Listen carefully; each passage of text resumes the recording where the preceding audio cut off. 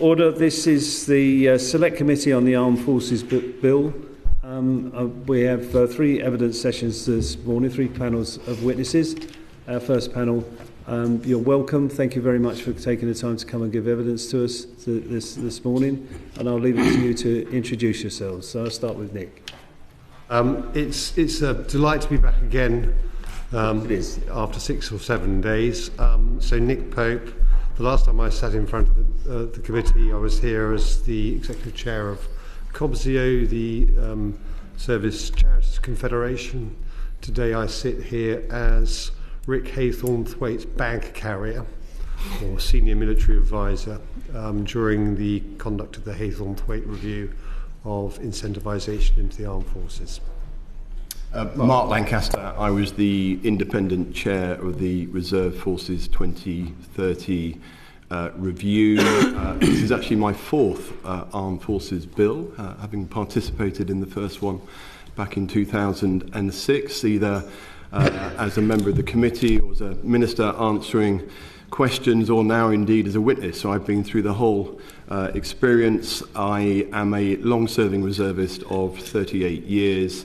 I'm currently the Director of the Army Reserve, so the head of the Army Reserve, and from June the 15th I will become the Assistant Chief of Defence Staff responsible for reserves.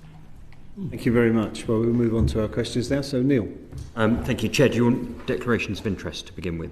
Or Have you not... I did them in the first hearing, but I didn't know whether you wanted to do them again today.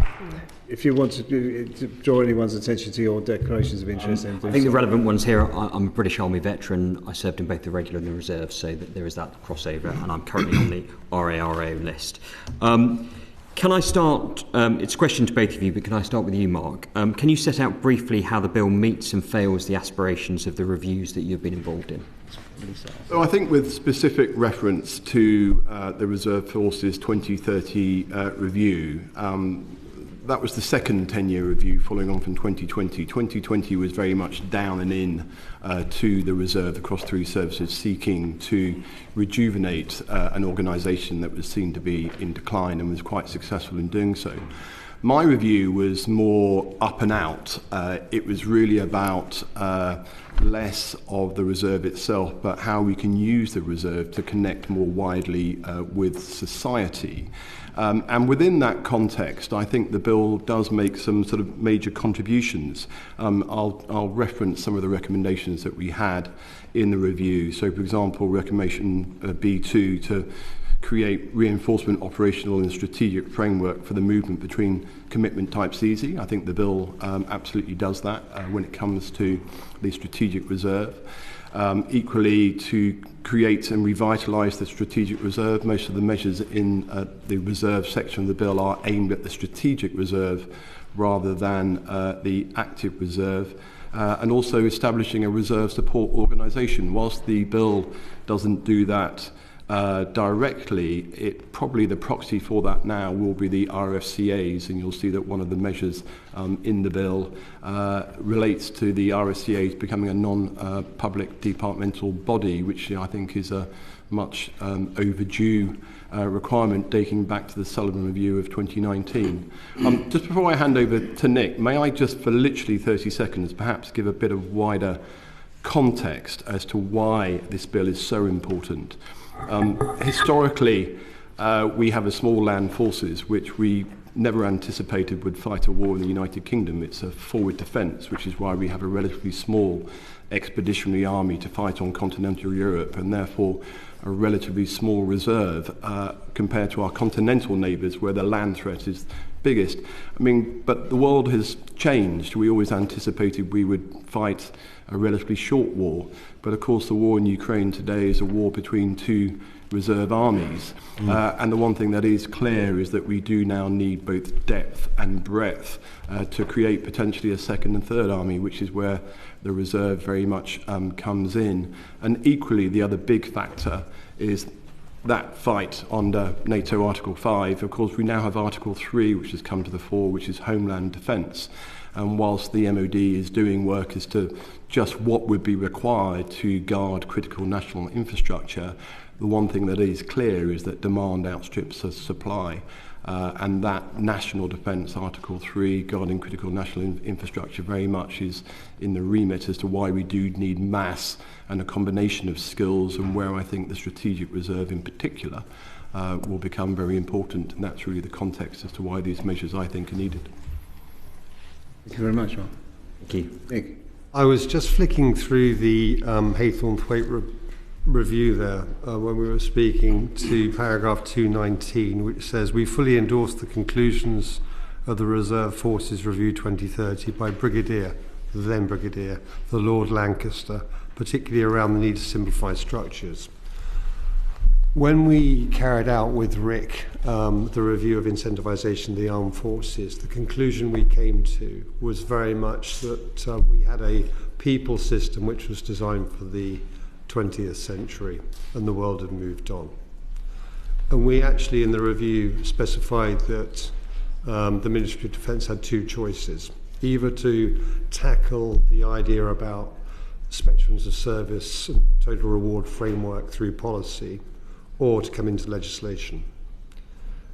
Arguably, on the right-hand side of the legislation, we talked about the potential to bring together two separate acts, the Reserve Forces Act of 1996 and the Regular Act, into a singular Armed Forces Act. And it would be my contention that would still be one legislative framework. This particular bill, therefore, goes some way towards creating flexibility, but arguably not to the extent that Haythornthwaite proposed in his recommendations in 2023-24. Thank you. Sarah. Thank you, Chair. So obviously the Strategic Defence Review has a recommendation to increase the number of active reserves by 20% and increase the armed forces readiness. But if people are able to opt out of the new arrangements, how much of a quick increase in the armed forces mass and mobilisation are we actually likely to see? Okay, so you made specific reference to the active reserve. I confess we don't help ourselves, because we use the word reserve in so many contexts. We have the Army Reserve, we have the Royal Naval Reserve, we have the Royal Marine Reserve, we have the Royal Auxiliary Air Force, we have the Air Force Reserve, we have the Regular Reserve, we have the Strategic Reserve, and I can understand why everybody gets rather confused as to what we're talking about, and simplification is absolutely the key. But in broad handfuls, we have the active reserve, which is people like me, part-time volunteer reservists who give up their free time to go and be part of the reserve, and an element called the regular reserve, who are those who have just left the regular army, and we can still train on a basis and may be employed. And then we have the strategic reserve, who are those who have left regular service and have a recall liability. So the majority of the measures in this bill are not aimed at the active reserve, people like me, but at the strategic reserve, and it seeks to align various measures to access that pool. So to answer your question directly, as far as the active reserve is concerned, it doesn't make much of an impact because the measures are not aimed at the active reserve. The one significant measure, though, that I do support with regard to the active reserve is we have this bizarre situation at the moment where if you leave the regular forces, you have to leave and then to be able to join the active reserve. And a seamless transition between the two would be much more sensible. Now, when it comes to increasing the size of the active reserve, absolutely there is an STR ambition, when financial situations allow, to increase by 20%. A good start would be to get the active reserve up to its current establishment. I'll only speak, and the Army Reserve is by far the biggest, an establishment about 30,000, currently sits at about 25,000. The Royal Navy and the Air Force have much smaller reserves, active reserves, and use them in different ways. But when it comes to increasing the size of the active reserve, I would say there's three key elements. There is recruitment, retention, and greater flexibility. When it comes to recruitment, we do have challenges with the capital contract. I don't want to go down a sideline there, but it is pretty much designed to recruit small cohorts of specialists, for example, if we need armories for the regular force. It's not designed, nor is it really much of a commercial incentive for Capita to recruit reservists. And we have a conversion rate, i.e. applicants to those joining about 15 to 1. It must be better. Historically, we know that the best way to recruit reservists is from a local level, using local social media and devolving it down to local units. People join what was the Territorial Army on a local basis. That's the best way to do it. If we do it that way, we get a conversion rate of 5 to 1. And then the next element will be retention, where the reservist state is in a pretty poor state. You might want to come back to that, and it needs investment. Equally, we need to equip the reserve properly in order to give it a meaningful task.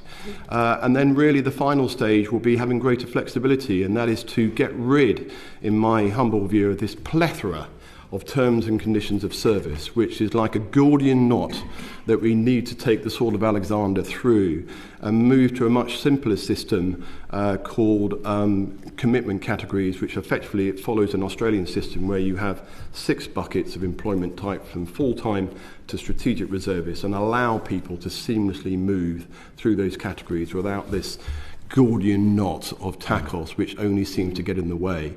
And finally, I would say we need to accept that there is a role for anybody who wants to join the reserve, and the army in particular needs to move away from this soldier first, where everybody has to run up a hill and be able to use a bayonet, and recognise that there's a role for all sorts of people in the reserve, from cyber specialists to the older generation who can, do workforce substitution, use their skills and experience in headquarters and make a contribution. A long answer, but I hope comprehensive.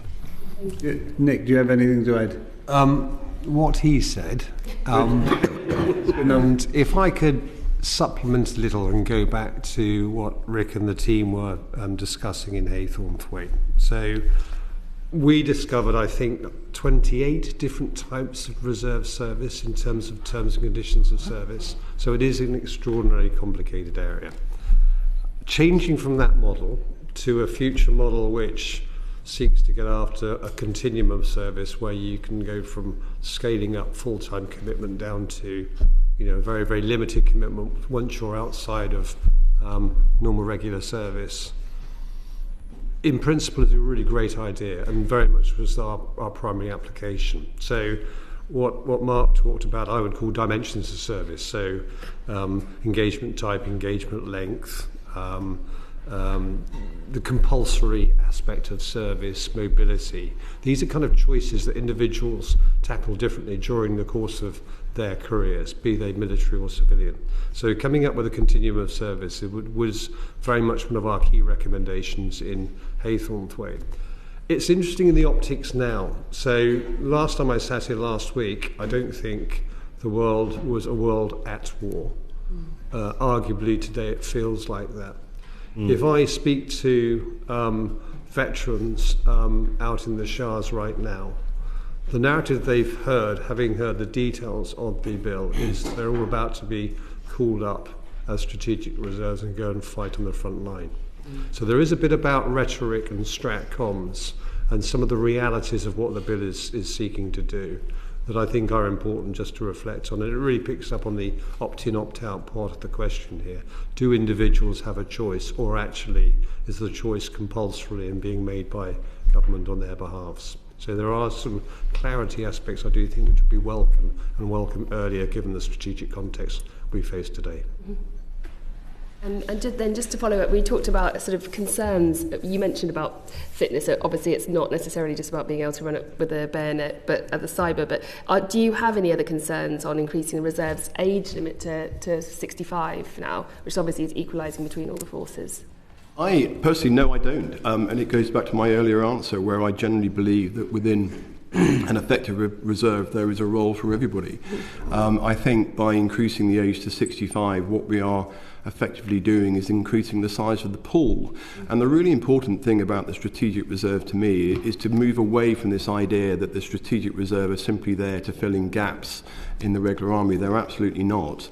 And the real joy that they bring is that they may have been trained to do job X whilst they're in the military, but in their civilian career they have a whole different set of skills. And the key to all of it will be data, and you may want to come on to that. But the ability to have good data, to understand who these people are, and be intelligent about how we use them, means that, you know, just because you're 65 doesn't necessarily mean to say that you'll be doing some of those functions. But the more we can do to increase mass, I think it was Stalin who said quantity has a quality all of its own. You know, the more we can do to increase that pool of talent that we can draw upon, not just within the military, but I think as COVID showed across wider society, has got to be a good thing. So I've got no problem. I suppose my only question would be is why we're saying 65 as opposed to potentially aligning it to national retirement age. But it's a minor point. So the legislation gives you a framework within which you might then seek to have a close relationship with individuals like me who fit into this bracket now of low 65-year-olds. I think there is a need to return to where we were 30 or 40 years ago. We had a strategic reserve. We've always had a strategic reserve. We've had mechanisms in the past to call strategic reserve back in on a regular basis to check that they've got capability, that we have an engagement. And arguably over the last 20 years or so, we've kind of let that framework tarnish. People in the Ministry of Defence, ministers, senior military leaders, are arguing very cogently for a need to regenerate that sense of purpose. And I think it works two ways. It works both for the military instrument in terms of increasing the size of its capability to pick up on what Mark was talking about, second echelon, third echelon, or niche capabilities. But also it enables you to think more carefully about the engagement with society and about engagement with civilian employers. And so there's a win-win solution if we use the bill to its best effect to generate that kind of capability that arguably was back in the rearview mirror. Thank you. Well, you wanted to come in? Just quickly, Chair, it's good to see a fellow sapper here. I'm surrounded by far too many Royal Marines, it feels at the moment. But, welcome, Mark. Can I just explore this opt-in, opt-out slightly? Because given the urgency of where we are globally at the moment, geopolitically, I understand the opt-in for those that have already left service. I am struggling slightly to understand why we would allow current regular service personnel to opt out of reserves, given the situation that we are in.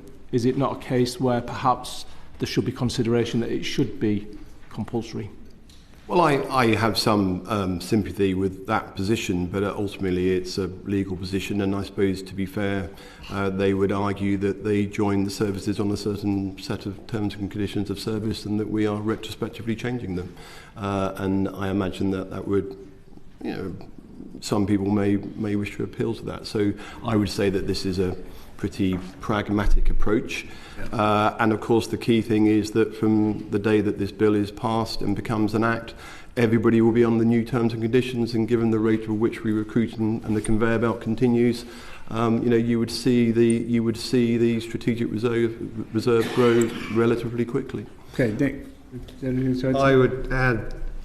I'd agree with all of the above, that actually it's difficult from a legislative position, I think, to retrospectively change people's terms and conditions of service. So to me, to mitigate that and to minimise the potential consequences, work out the incentivisation framework and the narrative about why continuation after you've left the regular service is necessary.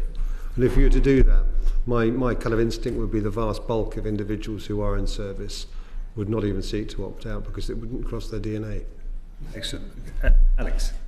Thank you. Maybe for Nick on this one, because Mark's been answering all the other questions straight away. About the transfer of service that you talked about being a positive, could you explain a little bit to the committee about what that means in the bill? And do you think that will make the zigzag between regular and reserves a bit more likely for career paths? And will that have any impact, do you think, on the size of the regular reserve, say, versus these other measures we're talking about? I think it's a start.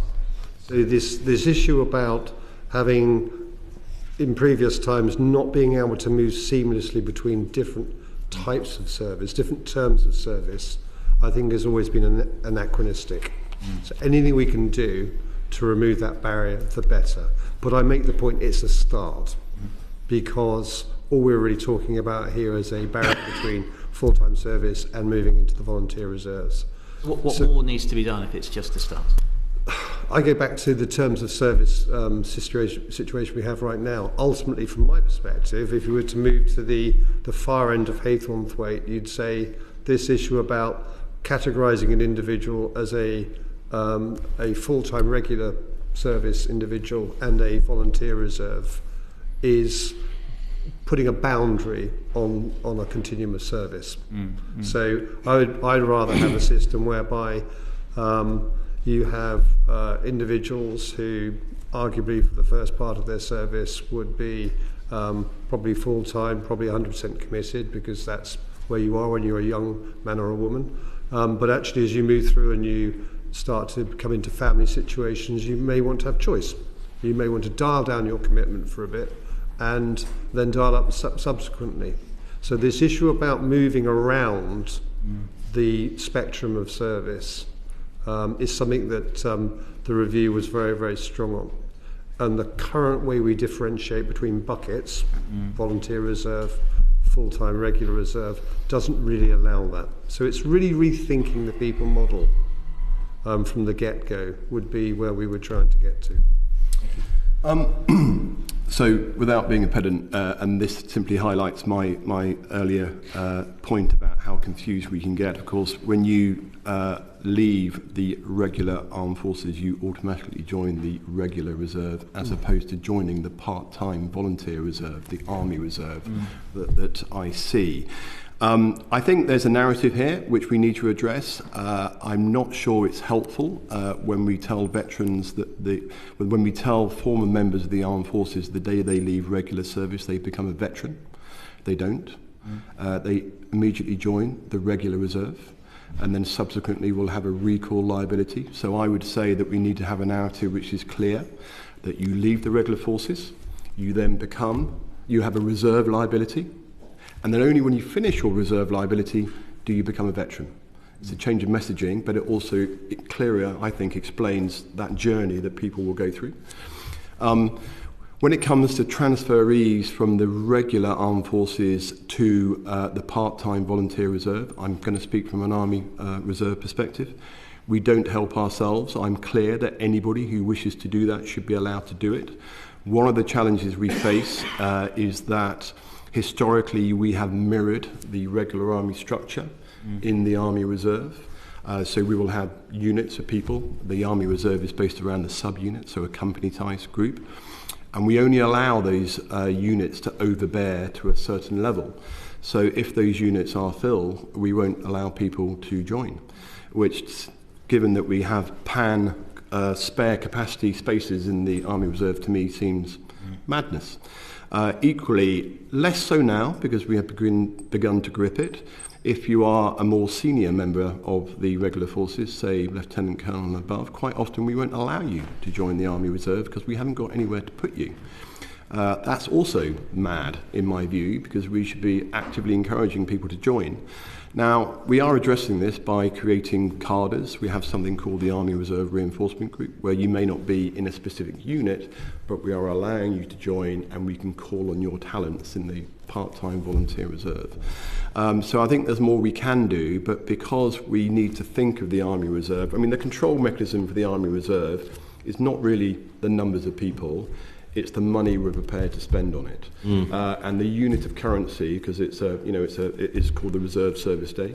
In the Army Reserve, we spend about £200 million on training the Army Reserve on RSDs. That represents 30% of our uniformed army, and I think it represents excellent value for money. But that is the control mechanism. It's the money, not the numbers, if that makes sense. Mark, you wanted to come in. Thank you, Mr. Chairman. On this switching from the regulars to the reserves, we outsourced regular recruitment some years ago for the Army. Let's not debate that now. Suffice to say, Private Eye, nicknamed Capita, had the contract Crapita for a reason. But we're going to have a tri-service system now. I think it was called the Armed Forces Recruitment Programme, where we'll outsource recruiting for all three services. One, does that also cover reserve recruiting? And if it does the contract, which I think has now been let, have sufficient flexibility in it to allow a seamless transition? Because even if the department wanted to do that, if that's not in the contract, from bitter past experience, the contractor will say, no, I'm sorry, Minister, paragraph 17b, Roman numeral 2 is very clear. We can't do that. So do we have a contract that allows for the flexibility that you two very experienced soldiers would like to see, or don't we? Who wants to take that first? I will take... I'd hear both, if I may say. Well, I mean, I will take that, and the short answer is it's beyond my area of expertise. I'm not responsible for it.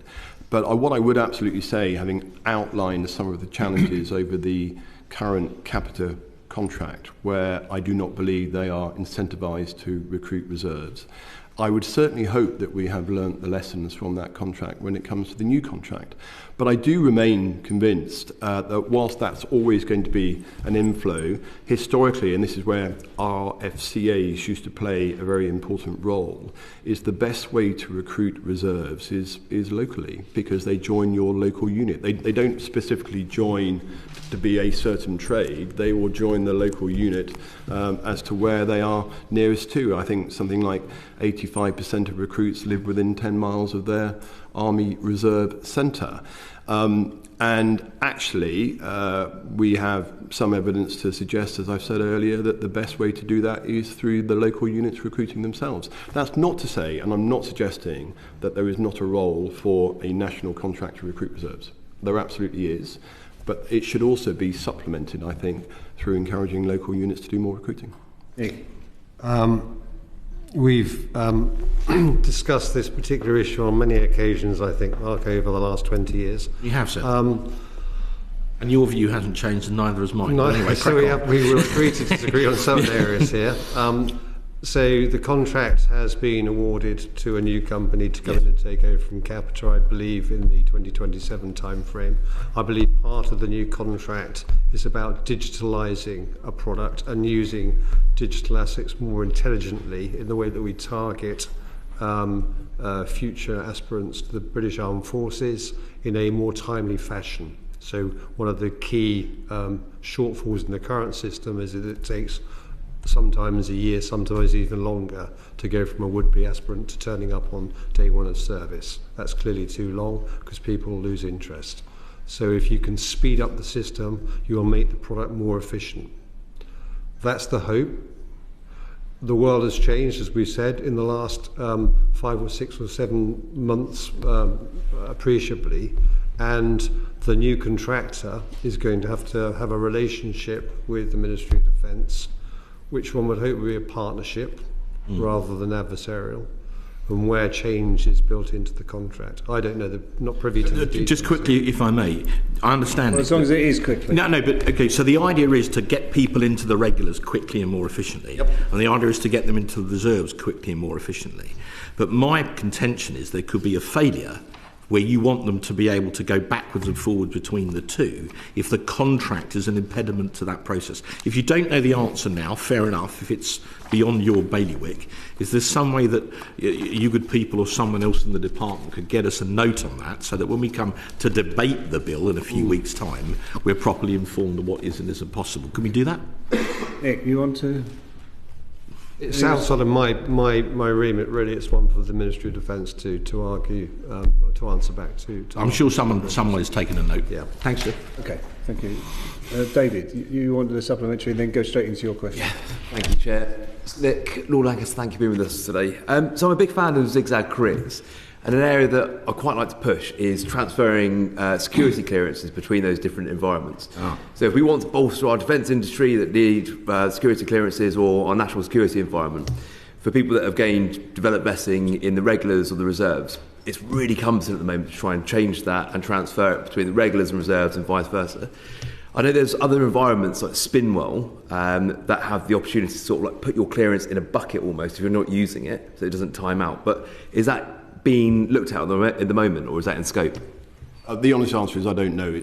But I'm pleased to say that, of course, the vast majority of the Army Reserve do not require that level of clearance. But nonetheless, it is a factor.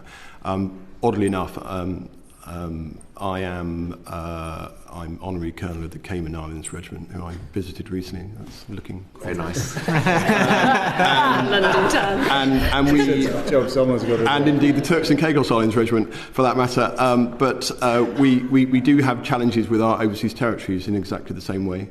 So there is definitely a challenge when it comes to this issue and the transferability. Certainly, I think when it comes to national resilience, there is an advantage that that transferability would certainly help.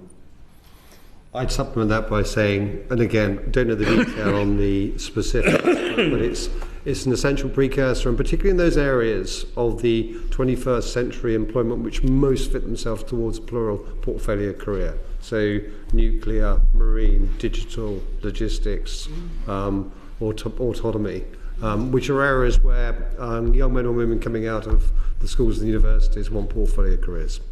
And they want lateral entry. They don't want necessarily to join a bottom-fed, closed-loop system. That's kind of not their career model. And so, if you're going to go for something like a plural system, and let's take nuclear as an example, where arguably you may end up with an enterprise approach. So, individuals during the course of their career will work in the nuclear industry, will work in the submarine industry, will work in other aspects of dockyard design, and they'll zigzag and toggle between those. To do that, you're absolutely right to say an essential precursor would be some form of system which enables vetting to be sustainable through that process. Absolutely. And that's why it has to be a one HMG answer. This is not just a defence issue. Mm-hmm. Go on to the question. Linked to that point, on the other sort of side of a lot of these measures in this bill will be employers. From your assessment, what's the view from employers at the moment in regards to the measures in this bill? We've historically been very lucky that we get good support from employers. The MOD runs a pretty good employer engagement scheme with the employer recognition scheme. I think what we do need to do, though, and I think this is highlighted in the SDR, we do need to have more of a national conversation about why defence is, everybody's responsibility, defence of the realm. I'm not suggesting we're ever going to get to a sort of total defence model that the Scandinavians use, but I do think that we need to have an understanding that there is a role for the whole of society, and therefore when it comes to employers it's really vital. I mean, there is one, actually, you won't believe this, actually one reserve that I haven't mentioned in my initial list, which is the sponsored reserve, which is a niche part of the reserve, but in my personal experience, absolutely vital, where industry specifically sponsor individuals they employ to be part of the reserve, and at the appropriate time can be used. So, for example, our tank transporters are sponsored reserves, whereby it's a haulage firm that will deliver that capability, and it's a really close relationship with employers in delivering that niche capability. They work for the employer during the week, but at weekends can be called out. And that delivers an assured capability. So I'd like to see an expansion of the sponsored reserve, because it delivers that assured capability that we are so keen on. But a good example of that relationship. So if we look back to the 2021 census, it demonstrates that we've got just under 1 million veterans, I don't know the word veterans, but veterans of employable age. Mm-hmm. So 1 million, spread across the UK footprint and some abroad. We've got the Employers Recognition Scheme, where 13,000 employers have signed up to the Covenant, either gold, silver, bronze, or aspiring to be bronze. we have a relationship between the Ministry of Defence and defence industries. So there are 3 or 4 different buckets that we approach our relationships with industry. If you look at the bill, or if you look at previous times that we've taken either the volunteer reserve or members of the regular reserve back into service, then to some employers that's going to come as a surprise, particularly for those who don't work in the defence industry. Arguably, therefore, one of the issues that we do need to think about quite carefully when the bill comes into law and we start to think about this more regular engagement with ex-members of the regular armed forces or the volunteer force is what's the impact on employers and what's the incentivisation framework beyond natural altruism for an employer to release their individuals back into military service. And that, I think, is work still to be done. Thank you. Okay. Luke. Thanks. Earlier in the hearing, there was a reference to the data that's held about reservists. In your view, are the armed forces good enough at identifying and tracking reservists for the measures in the bill to be effective? So there's been significant progress. I don't know why before my time, but for some reason when regular... So we have an administration system in the MOD called JPA, Joint Personnel Administration. It's your everything, every piece of your administration is done on it. When members of the regular armed forces left, they were removed from that system.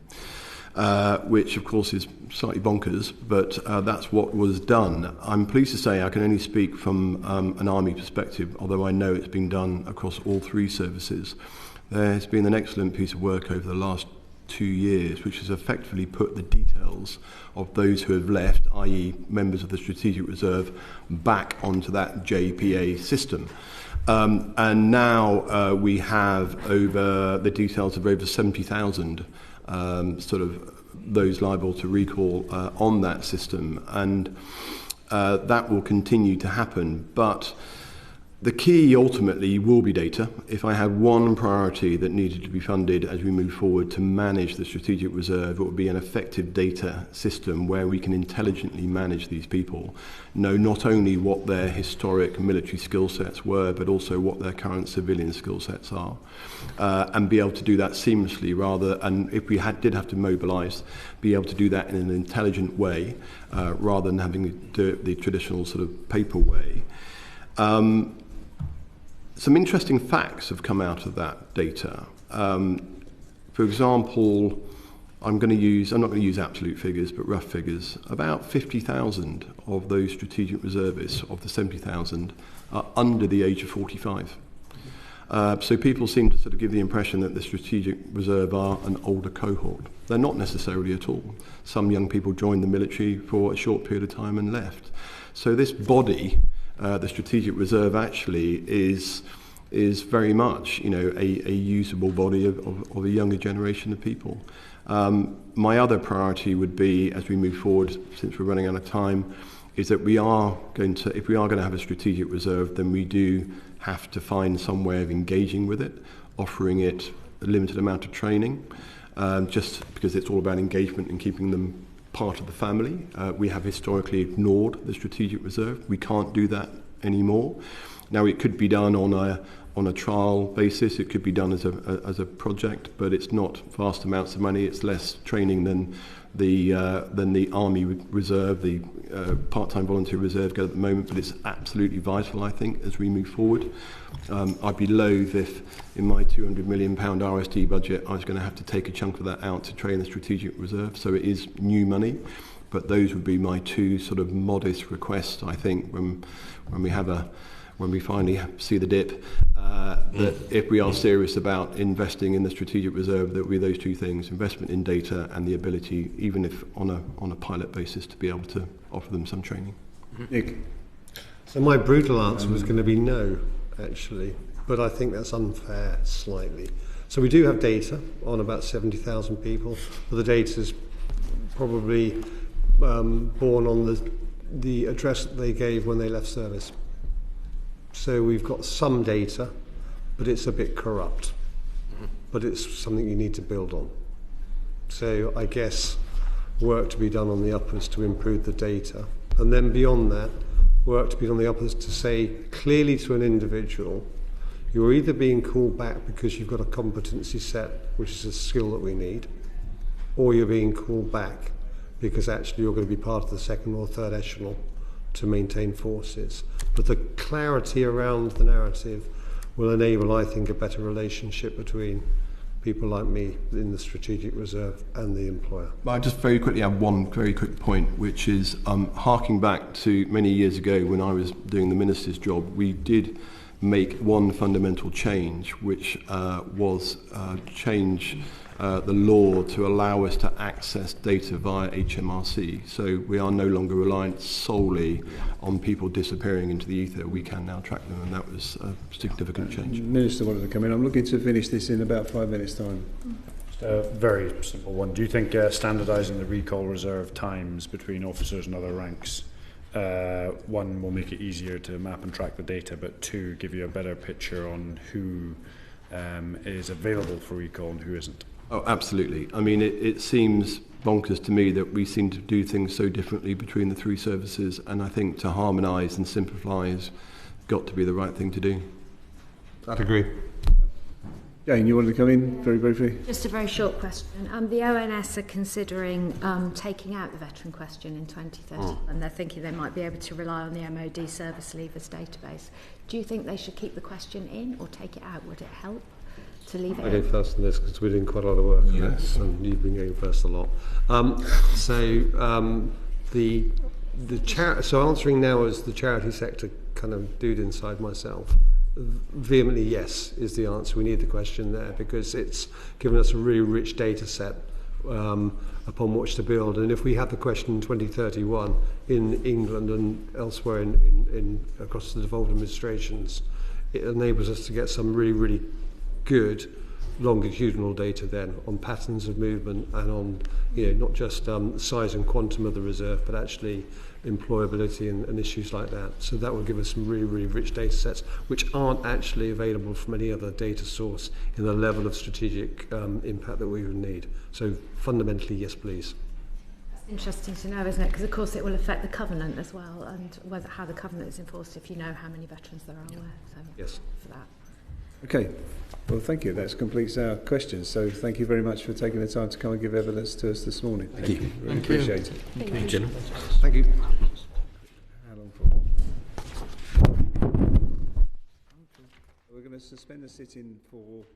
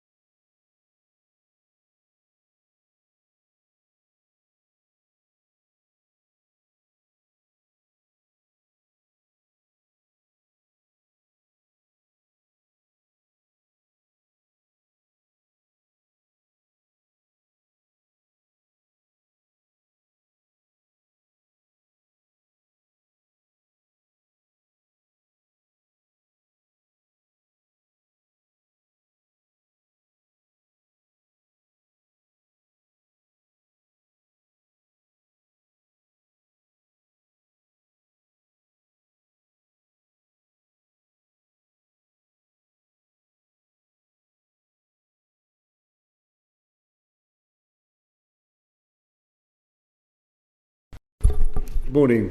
Thank you for coming to give evidence to us this morning. We have a series of questions that members of the committee will be asking. Can I just ask you to introduce yourselves to start the session? We have been using first names. Is that okay with you? Yes? Okay. Can I start with names? Major General James Gordon. I'm the Chief Executive of the Council of Reserve Forces and Cadets Association. Stuart Peach, crossbench peer in the House of Lords, former Chief of Defence, former military head of NATO. I'm President of UK Armed Forces and UK Armed Forces Reserves and Cadets. Stephen Potter, known as Steve. I have two careers. By profession, I'm a chartered surveyor, so Chief Surveyor and ex-board director of two lending institutions, and subsequently moving into consultancy in financial services and defence. But I am, of course, simultaneously, as I have done for the last 35 years, been in uniform as an Army officer, which culminated being appointed as a two-star Director of Reserves in Army Headquarters, which I left in 2020. Okay, well, we'll now move on to our questions. Paul. Yeah, thanks, Chair. Can I direct this directly to Lord Peach, if I may, please, as the Chair of the UK Reserve Forces External Scrutiny Team? Could you please briefly set out how the bill as presented meets the recommendations of and the concerns expressed by your external team? Well, it goes some way to meet the recommendations we've already made, and we are in the process now of beginning a scrutiny for this year with the Single Service Headquarters and the Ministry of Defence. And, of course, it is part of a journey which embraces the Strategic Defence Review. I think I don't need to spell out to the committee why we need reserves more than ever in the threat landscape we face. I think some of the commentary has been slightly misleading in the media. So one of the things we would say in direct answer to your question is we need to be clear what type of reserves we're talking about and for what purposes and how they may be recalled or made available, both are important words. Personally, I have a lot of experience as a commander in every rank, actually, and using reserves, employing reserves, and I think it's time to tidy up the landscape and not complicate the landscape any further. And so throughout this session, I'll try and keep my answers simple, because the landscape is actually quite complicated, and the terms that are used both within the Ministry of Defence and more broadly just need clarification. And actually, you have one of the experts on what I've just said on the screen. And if I may, before the Professor speaks, if you haven't seen the Professor's article in the RUSI Journal on reserves and why the Act is quite important, it just does that very thing of clarifying. Since you've been name-checked, I'll bring you in next and allow you to introduce yourself, which I overlooked at the right at the start, so I do apologise for that. So, Vincent. No problem. Professor Vince Connelly. I'm the academic member of the AST. I'm also a professor of psychology at Oxbrookes University. I do research on reserve forces, veterans and military families. And I'm also a serving reservist of 40 years experience. Thank you. And do you have any comments on the question that Paul asked? I would say yes.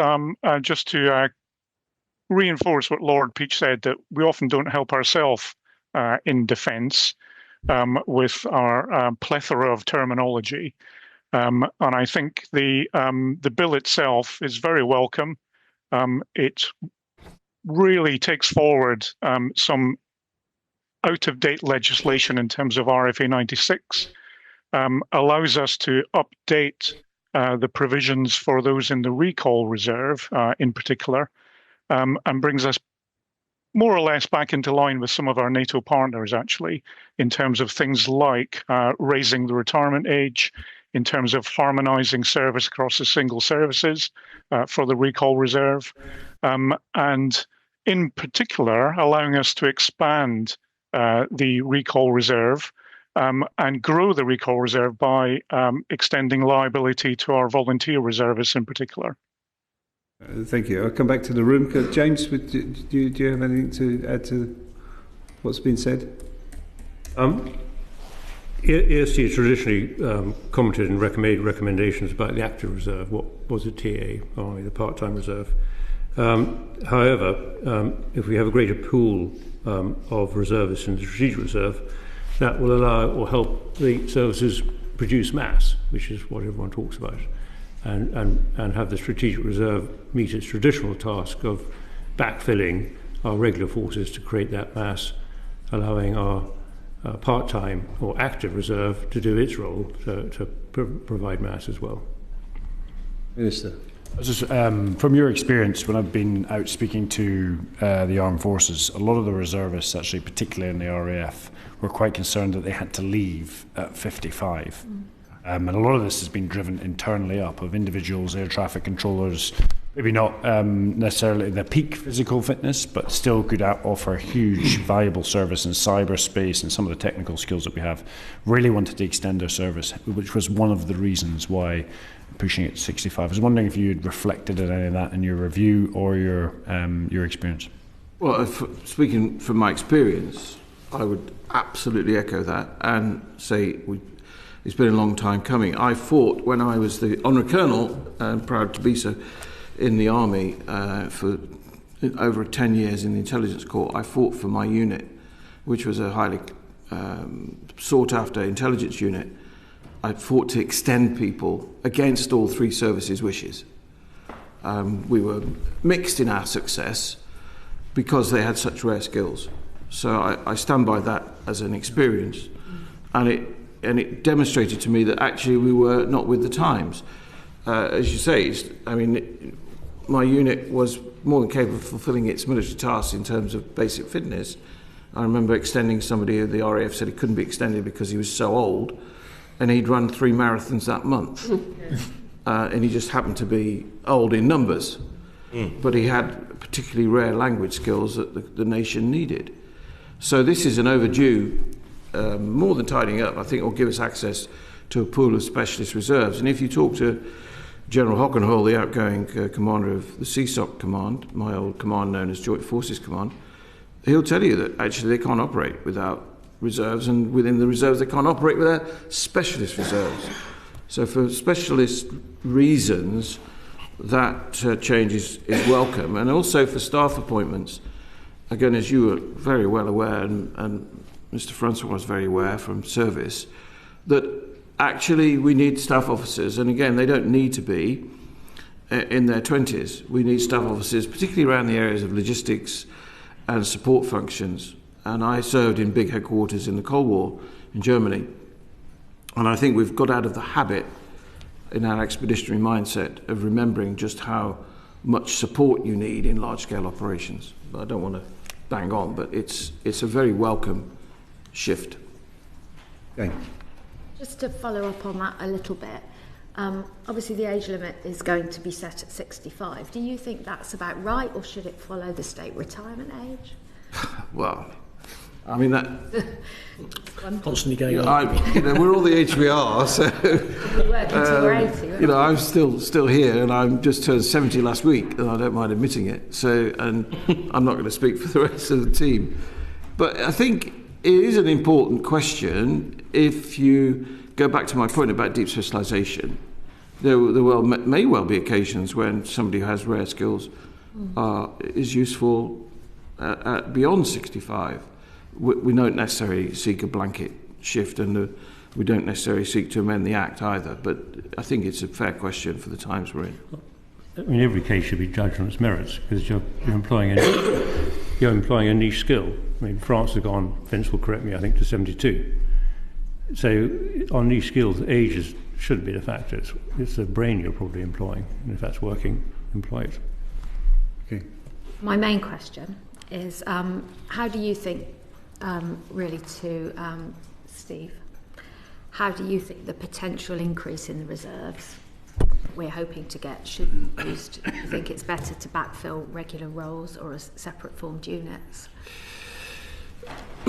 So, life's full of circles, and we're looking at a situation now which was prevalent in the late 90s and early noughties, where reserve units were fully equipped, fully manned, significant injection and support by permanent staff. You know, I had a regiment of 470 on top of that were regulars supporting us to make sure that the whole thing functioned. In the intervening period, we've gone through that constant sort of cuts and equipment leaching away.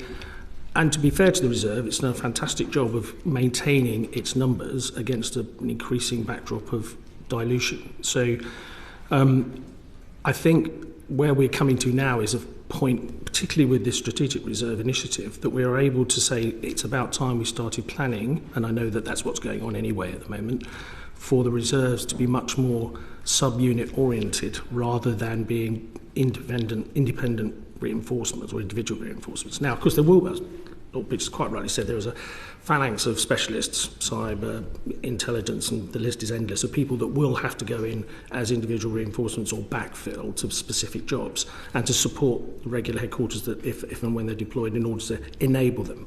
But I think our preference, and I think certainly the preference of the reserves, and don't forget we're talking about tri-service here, so what we do in the RAF and what happens in the Navy is quite different because there tend to be much more technical roles. If you're talking about mass, we think mass is better orchestrated in a sub-unit and unit format. Vincent, you wanted to come in? Yes, I would definitely agree with Steve there. So what's happened since 1991 when the regular reserve and the recall reserve were effectively put into abeyance was that the volunteer reserve now has to fulfill two roles, both provide a collective capability for units and subunits in a crisis, but has been used to backfill and reinforce our regular units quite rightly on the smaller operations, for example, in Iraq and Afghanistan over the last 30 years.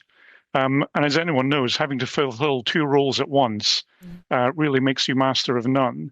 So what this bill does is by reinvigorating the strategic reserve, gives defence those options back of allowing the volunteer reserve to concentrate a lot more on its collective capability roles and provide those subunits and units that Steve was saying, while the individual reinforcement role can be fulfilled a lot more by the strategic reserve.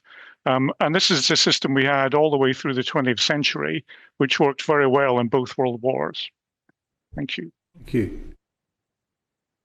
Mark. Thank you, Chair. As well as being a former MOD Minister, I declare two very quick interests. One, I was an infantry officer in 5 Royal Anglian during the original Cold War when the Berlin Wall was still up.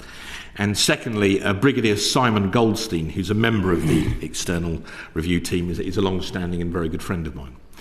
And very useful he is too. Well, thank you for putting that on the record, sir. I understand he's watching, so I'll be grateful for that. Anyway, Professor Connelly, do the changes cause any specific concerns for each of the services? There's a lot to be said for regularising terms of service across the three, and are there any particular examples where it gives any one of the services some angst? I'm not sure about angst. I mean, you've seen the Royal Navy, for example, at the moment, their recall reserve serve for 6 years rather than the 18 that the Army and the RAF currently serve.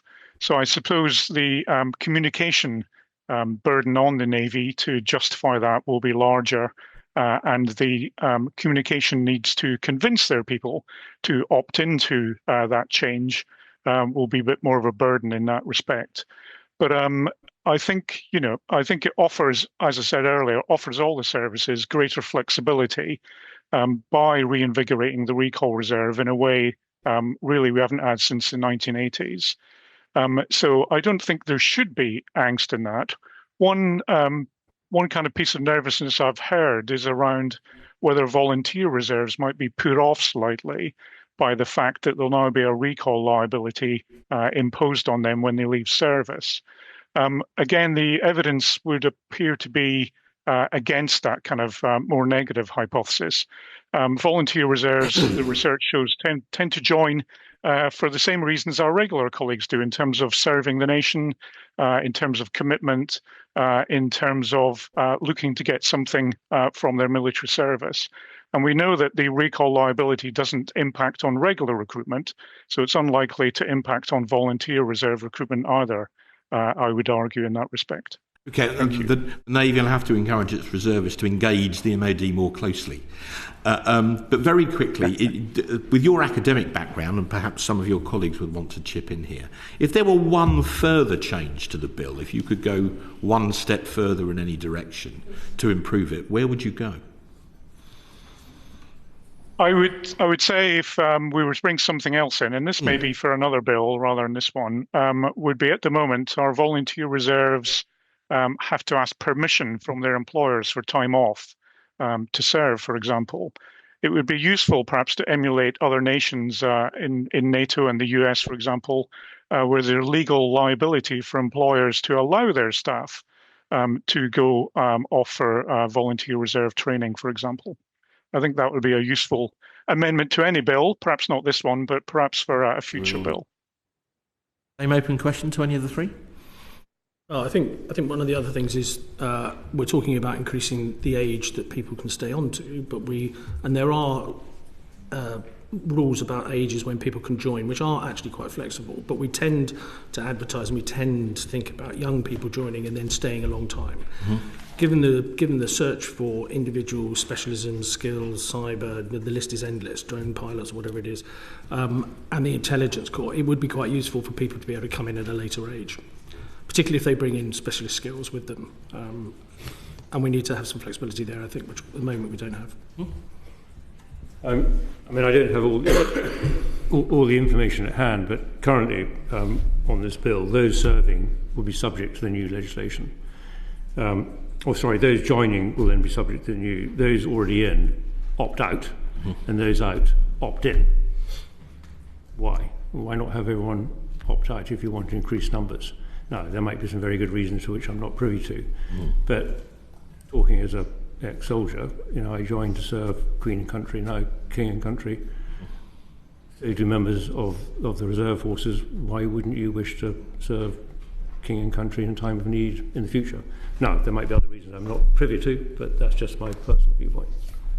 Okay. Probably my turn to declare my interest. I'm a member of the House of Lords Special Inquiry for 2026 into National Resilience, and we have begun our work, and already it's demonstrating that actually national resilience may require us to have a broader discussion about not necessarily resurrecting terms like civil defence and the structures we had in the Cold War, but once we start going beyond the legal framework, which this discussion is about, into the lived experience of the reserves in support and defence of the nation, in particular the homeland and home defence, I think we will have to end up having a bigger, broader conversation about what that looks like and how the interfaces work in both terms of regional command and control.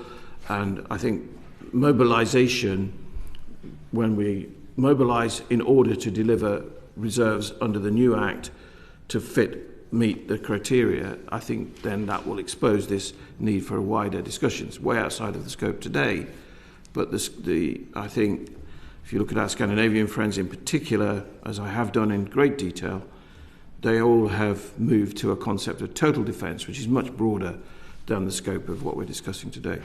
Thank you, Lord. Thank you, Chair. My question is for Vince. What's your assessment of the opt-in and opt-out options under the new arrangement? We've had some discussion of it there, but could you give us perhaps an academic overview from your research? Yes, so in terms of opt-out, the research shows tends to leave you with a higher number of people who are then subject to whatever change it is you're making. The reason for that is people are busy. We know from lots of research that when you're a busy person faced with filling in a bit of paperwork to opt into something, often that goes to the bottom of your priority pile, even though you may have no objection to the changes that are being proposed. So opt-out tends to produce a higher number of people in that way. And I believe opt-out for those serving, part of the reason and justification for that will obviously be around they have access to the information if they so desire to make an informed choice whether to opt out of the legislation or not. And I believe the opt-in for those no longer serving, but with a reserve liability, part of the reason for that, and it's quite fair on reflection, in some ways, is that they may not have access to all the information that those serving have about the proposed changes, for example. So I believe that was part of the reason that opt-in was selected for those no longer in service. However, of course, the danger is that that opt-in will lead to much lower returns than an opt-out option, as Jamie was pointing out, in fact. And so, I think for fair reasons, they've gone for opt-in, but it will have quite a negative impact on those signing up, I believe. Thank you very much. My second question is for the whole panel. Talking about identifying and tracking reservists, what progress has been made to date on that, in noting the SDR's ambition for a digitised management system to be brought in, and does the success of the bill depend on that, in your view? Well, we've been talking to people about that only in the last couple of weeks, and whilst the bid is in, I believe, that system, which is due under SDR, was due to be delivered in early part of 27. I think the dip and that delay and all the rest of it has left that a little bit obscured as to whether that funding is going to be available to deliver that. So, as I understand it, that's planned, is a programme, but is not yet delivered, and may not yet. It may not be delivered for January 27. But it is important. A standard, well, not a standard, but a coherent, proper way of recording the strategic reserve going forwards is going to be absolutely vital, because it simply will just not work without it. And the information that Defence has at the moment in terms of people that have left is quite patchy. So, Jamie, you know me more about that. So. Now, each service has a list of names, which is a name, an age, and an address. And perhaps if they've left recently, what they were when they left, in terms of military qualification. But that needs to be refined significantly to find out their status, their medical fitness, what job they're in at the moment. And absolutely, you need a digitised system to do that rapid recall. You need to work out who are in protected industries. So, for example, you wouldn't wish to recruit a RAF engineer who's involved in third-line deep servicing to draw his rifle and sword and man a guard post. It'd be a waste of someone's talent. So, absolutely, you need a digitised system that records all of that, so you can rapidly get a message to whoever it is you want to call out and what time frame. Okay, thank you. Just to reassure you, as we go around the single services this next few weeks, actually, we'll be making precisely those points, and we'll be better able to judge how the services have progressed in the last year since we raised those points with them a year ago. And of course, I think what the bill will enable is us to push slightly harder on it's not too hard, you just need to work harder approach, because of course, not just the recently departed, it is sometimes people say things like, well, we don't know where everybody lives and we have no means of enforcing it. Well, the HMRC knows where everybody lives, and there are other ways of finding people. So I think it's a bit of encouragement of creativity. I think the committee may be able to help us there to say, actually, this is part of our act now going forward, pun intended, and therefore we need to know where the reservists are. Just to add that, of course, once you've got your refined list in your digitised system, you then do need to resource a process to exercise it and practice everyone in being called up, as we did in the Cold War, where you turned up for a day, were checked over, got your bonus and went back home again. That takes resources. If you don't do that, all you've got is a clever list of people. Vincent, did you have anything to add? I would just echo what Jamie was saying, that we used to have a very well-resourced system in the 80s to check people every year, and we rewarded them appropriately for that, and it was very efficient. We had a 92% success rate in terms of people turning up for annual reporting, and that was in the days before digital technology allowed us to record everything much more easily, much more efficiently. So with that digital system, we have the potential to have a very effective reserve where we can, look back and dial into people's particular talents and skills and use them much more appropriately than we did in the Cold War. Okay, but it takes investment. Oh, you wanted to come in? Yeah, thanks. I'm going back, Chair, just exploring this opt-in and opt-out again, and I did with the previous in the previous session, because I do think that I'm surprised that serving personnel have the option to opt out potentially, and I am surprised at that, and I'd like your views on that, because they are regular service personnel.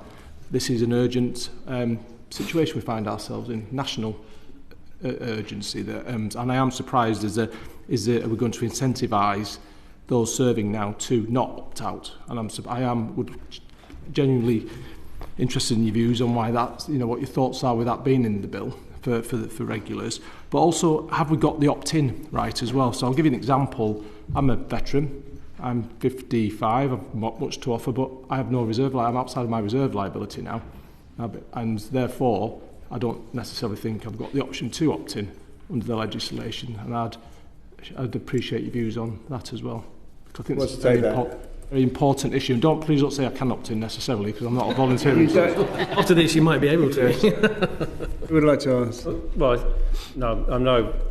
Again, I don't have all the information at my fingertips, but I presume the opt-in, opt-out process came in because you're changing people's terms and conditions of service when they joined, essentially. So you give them a choice. Opt-out for those serving for the reasons Vince said, opt-in for those who've left for the reasons Vince said. Each of us will have our own personal view on that. I'm not saying it's right or wrong, but I've expressed my personal view. Others will have a different view. Certainly when we go around the commands and the single services, we can raise this, we will raise this, and we'll seek to understand how the commands can help shape the outcome to avoid the things that Vince talked about rather than repeating. Okay, David. Thank you, Jay. Just a very brief point to pick up on what Vincent said around rewards and incentives and good ideas from the Cold War. Is there anything that we can draw from those sort of historical lessons and bring forward to today? I think the main thing is to have a well-organised communication plan, really. So one thing the Army did back in 1979 was decide to reinvigorate their strategic reserves, much as this bill does. And they came up with what looks now like a wonderfully quaint cinematic film to show to all their soldiers when they joined about their reserve liability when they left and why it was important. And again, that was shown to them just before they left. And then they were written to, followed up, and asked to come in every year. And given an appropriate amount of reward, £150 at the time, which is worth about £400, £500 now, to parade every year with their kit and show their willingness to commit. So I think, we could certainly, come up with a similar well-organised communication plan to, encourage those both to opt in and not opt out, but also when we've got it in place to actually report every year and make a, much more reliable strategic reserve that we can rely upon and know where people are and use their talents appropriately. Fantastic, thank you. Jane, you want to come in? Yes. As more of a layperson who's not on the Defence Select Committee, I'm quite astonished by what you say about how the MOD doesn't keep in touch with people and may not even know where they are once they've left. So my question is, I suppose, compared to what you did in the 80s, where it sounded like you had a system of contacting people and updating, who is responsible for doing that now, and how do you find someone when you really need to? Do you have reference with other departments? Is that even able to be done due to GDPR and all that? Or HMRC? Who would like to take that question? Oh, well, I'll let Vince go first because he's our academic. So I suppose that's a question for the MOD, really. Speaking as an academic, I'm privileged to know a bit about that.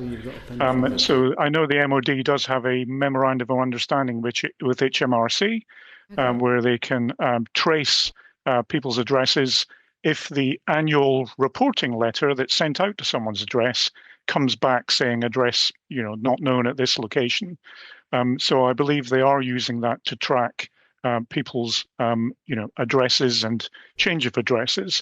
And obviously part of it is people may drop out of touch after a couple of years and fail to fill in their change of address details. Many of us have done that. I know I've done that on a couple of occasions for all sorts of things, not necessarily reserve service. So I think, it comes down to communications and giving the regular reservist a reason to keep in touch and giving them a reason to stay committed, really. And again, that's part of the communications plan and making people feel valued and wanted as part of, being a regular reservist or liable to recall, essentially. Thank you. James, you? Okay. Al, you wanted to answer? I was just, when we look into how we gather the data and understand who we need to recall, HMRC, we've got some limited records in defence. Would you agree that having a data-led ability to map and track our reservists or those individuals with recall liability, and then being able to understand what professions, capabilities they have, and that once they've left, would be deeply useful to defence? Absolutely. Without question. Sorry. Well, I was going to say, but there are a number of systems in place anyway that, certainly for the active reserve in the army, they have RAPs, which is an app on their phones, which they can record their activity, and we know what they're doing and where they are and all that sort of stuff. And the Navy have something similar. But the trouble is, you've got different systems talking to each other, and of course, what you actually need is a holistic single system. And we know that the HR system for MOD is a bit delayed to replace JPA, which has got some legacy data on it, but that's not that easy to interrogate. So I think, we definitely need a single system, a single version of the truth, in order to be able to track our reserves and use them properly. Actually, as much for their benefit as it is for ours, because I think engaging them, and as Vince has said, in terms of that community, that belonging, that part of the greater good, is actually really important in all of this, particularly with reservists. Minister, you want to come back on? And Lord Peach, would you agree that our inability to effectively communicate to those when they join, but also when they leave, about their recall reserve and the issuing of veterans' ID cards creates quite a complicated and confusing picture for those people that leave the military? We've made it complicated, and we now need simplified. I think I said that in my introduction. I think that it is a team sport, frankly. MOD has a role to play, the Veterans UK. There's a lot of organisations that really need to get with the programme, to use a phrase, that actually we need a different attitude towards reserve service. We need a different culture to encourage reserve service. I would embrace, without getting into a minefield around child soldiers, I would embrace cadets in that thinking as well. Yes. And so I think it is time for change. The Act is vital in that, setting the legal framework for that change. But then we need to go further, and it requires cooperation within government across quite a wide landscape, and it also requires cooperation with the individuals as well. You want to come back? Yeah, just isn't there a solution to this? I've got my veterans digital ID card now. Without being too controversial, isn't there a view that when regular service personnel leave service now, it's compulsory that they take the veterans digital ID card, because that's then the platform you could use to maintain contact with them? Does anyone ever comment on that? It's not an EST volunteer thing, I think. I agree with you. But I couldn't hear you. Sorry, I don't think it's a particular issue for the EST, but why not? But at the same time, that's not where it is at the moment. I mean, you could argue the same about Mod 90s as well, because giving up my Mod 90 has been an absolute nightmare. And there's no reason why I shouldn't still have it, frankly. But I mean, I think that there is a broader point behind your question, with which I strongly agree, and it is one of simplification.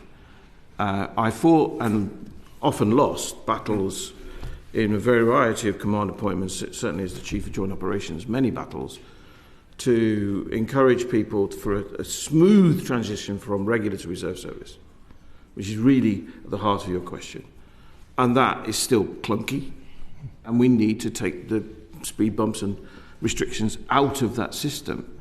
And you have my word to the committee that we in the EST will help the single services we go around this year to try and encourage them to do precisely that.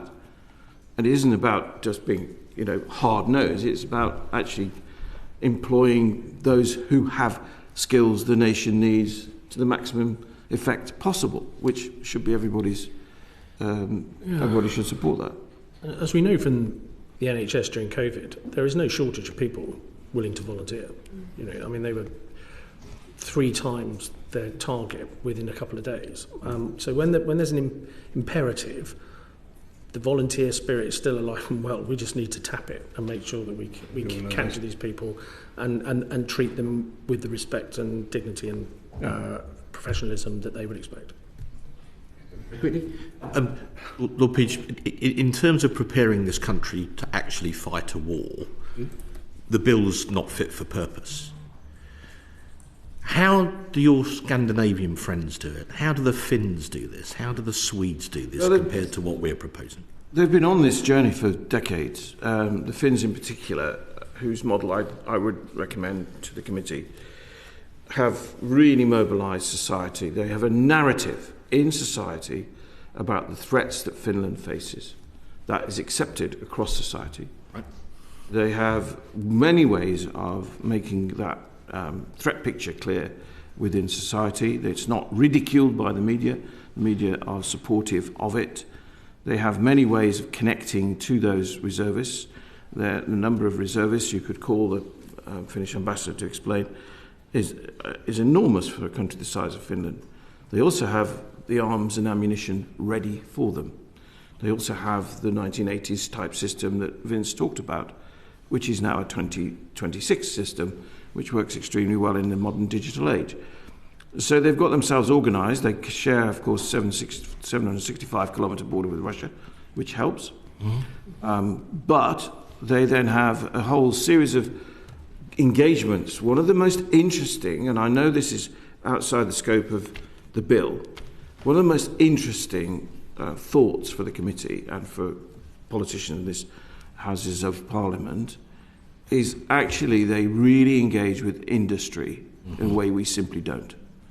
They have residential courses for industrial leaders and anybody in civic society, including civil servants, who go in for a 3-week course on how their role and their company, their organisation, their civilian sector's role in the event of national defence, which really gets at one word to leave you with: preparedness, which is way outside the scope of today, but that's what we need to do. Okay, I'm going to ask Vincent to comment on this question, and then I'm going to move on to the next question. Thank you. Thanks. Yes, I think comparisons are difficult to make across NATO nations. They all have their own particular reasons why they do things the way they do. We do things the way we do because we've tended to defend ourselves abroad rather than at home. And so we have a small, quite elite regular force that we send abroad to carry out those missions. And thankfully, we've not tended to be involved in large European conflicts very often. But now, where it seems something like that, unfortunately, may be more likely, we probably need to rebalance our forces somewhat, as the others have said. And while it's probably not within the budgetary constraints to increase our quite expensive, for very good reasons, regular forces, a good investment would be to increase our reserve forces appropriately. The bill does allow us to start to do that. But as I think Steve pointed out earlier, it would be good to have some additional investment in the volunteer reserve forces so we can build up that mass and that collective unit capability to allow us to expand our armed forces in conflict, as well as reinforce individual gaps in those armed forces. Thank you. Ian. Thank you.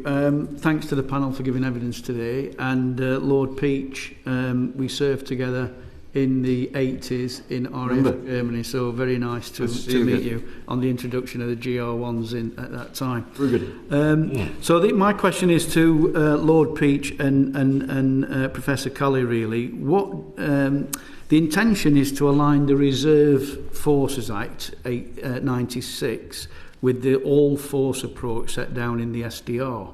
So having said that, what does success look like for the Bill's proposals, and how should it be measured? And what should the role of the external scrutiny team be in monitoring them? Who'd like to go first? Can we start? Right. EST has traditionally reported on the active reserve or volunteer reserve. So, of course, yes, we can report on the strategic reserve and what this bill is trying to do. And we can report to Parliament on how successful the MOD single services have been in finding out where their reserves are, producing this digitised system that will record and track them, putting in a funded process that calls them out, practices them in their process, gives them their annual bounty or reward, as we did in the 80s. So, of course, if all that's put in place, EST is well placed to report on that, because we in our reporting year, we visit the commands of the single services. We then look at formations down below. We then go down to units and find out what it's like on the ground and compare and contrast what we've heard from top to bottom. We go on exercise to see. So I was in with 19 Brigade in Germany in the autumn, seeing them their exercise there. I was with 101 Log Brigade last autumn on their exercise up in Yorkshire. We can see those exercises, report on it, and then inform Parliament of our views. It would be, I mean, it's not within the remit, the specific remit as laid down by the Defence Reform Act, but it would be inconsistent, the EST to not have some involvement with the forthcoming strategic reserve, because that was not then a thing, and now, I think now it is a thing. It would help for the EST to provide a much more holistic view of what's going on in that wider reserve community. So, yeah, why wouldn't we? I think is the answer. Vincent, I see you nodding. Yeah, so I would agree entirely. And following up from particularly what Jamie was saying about what does success look like, I think before we get to that level of success, I think success will be measured in lots of people in the current service not opting out, and lots of people in the recall reserve currently opting in. I think that would be a true measure of success, and of course that depends on clear communications and a sell to those individuals. And I think time is ticking. We need to get on with that sell and that communication as fast as we can. I think I made the point. I don't want to repeat myself about narrative. The narrative of we need more mass still needs to land. Okay. The external scrutiny team's main responsibility is monitoring the volunteer reserve. Should there be a similar body for other reservists, or should your team take on this role? And if so, should the bill be amended to reflect this? We feel pretty comfortable that we've got enough authority to do what we need to do, and as Steve has said, we'll take that with us as we go around the commands, and then report to the Secretary of State as we did last year, as we do every year. I think it's more important than ever that we cover the landscape and we don't end up with a fractured or fragmented landscape. That would probably not take us forward. And our visits are quite in-depth, and they're quite long sometimes, and we see a lot of people, and I'm conscious too that we have some headquarters who make quite a significant effort to make sure that we cover off all the bases, and usually run over a weekend or a full day somewhere. So if you had a different group coming to see them, you're just layering more effort, more administration on them. So it would make sense for those two areas to be covered on the same visit, frankly. I was going to say exactly that. I'm the clerk to the team. Why I have two groups. The reserve, you should look at the reserve holistically. To have one team doing it, it wouldn't be a great burden on the team. And you could, as you say, when we visit the various headquarters, we get information on both at the same time. It's all pro bono, so it won't cost anymore. Having said that, do you think you need, given the scope is going to expand, do you think you'll need more resource?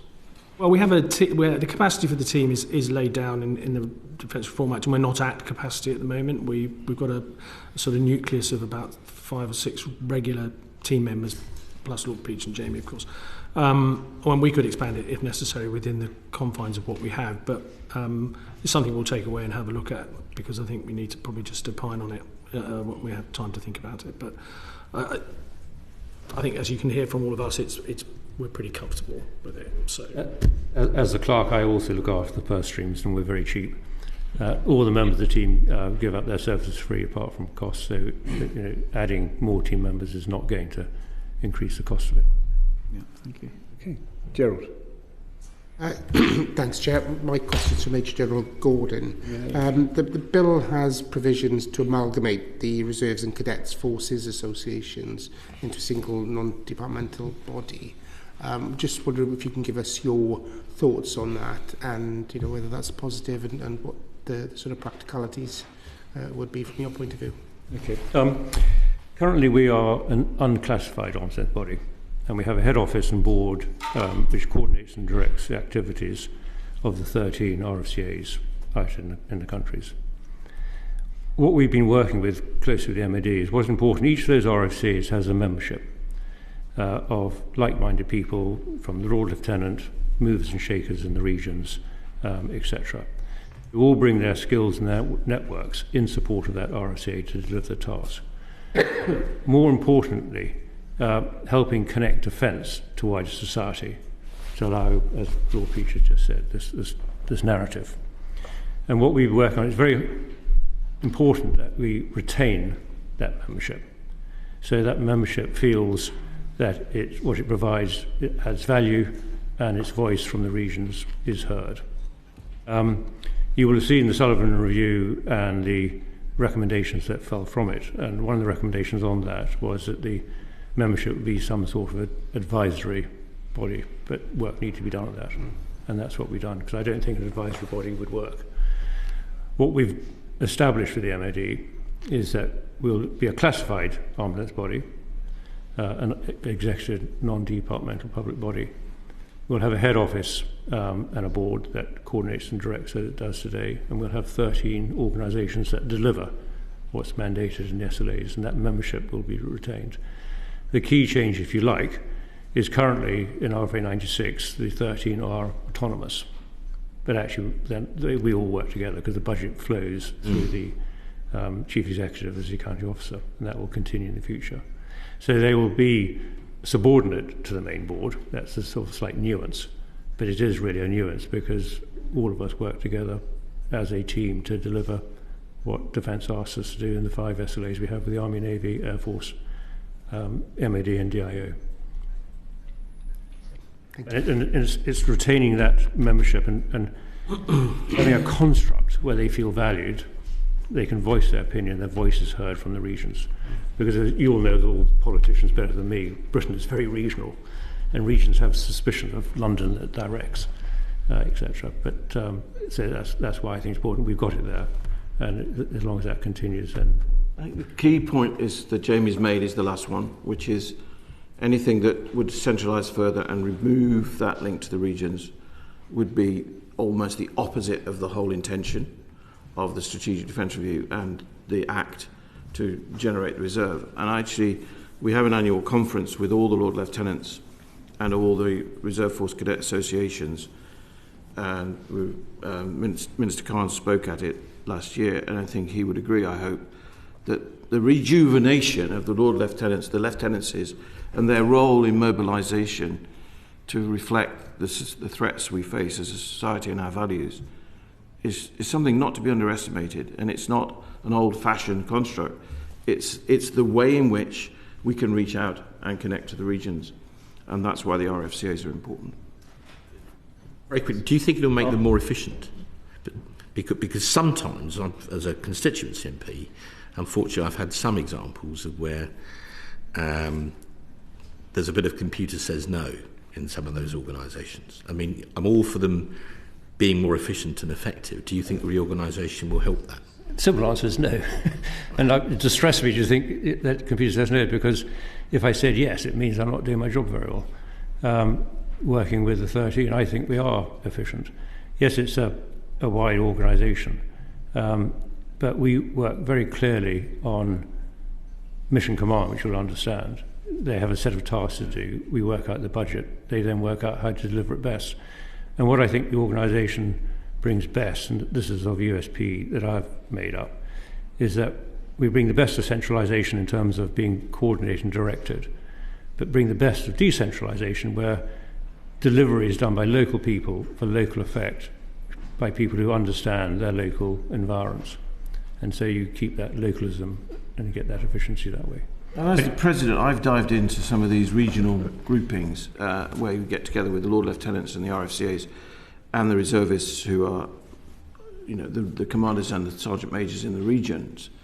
And actually they do feed off each other and deliver best practice through that, which I'd have thought we should all welcome.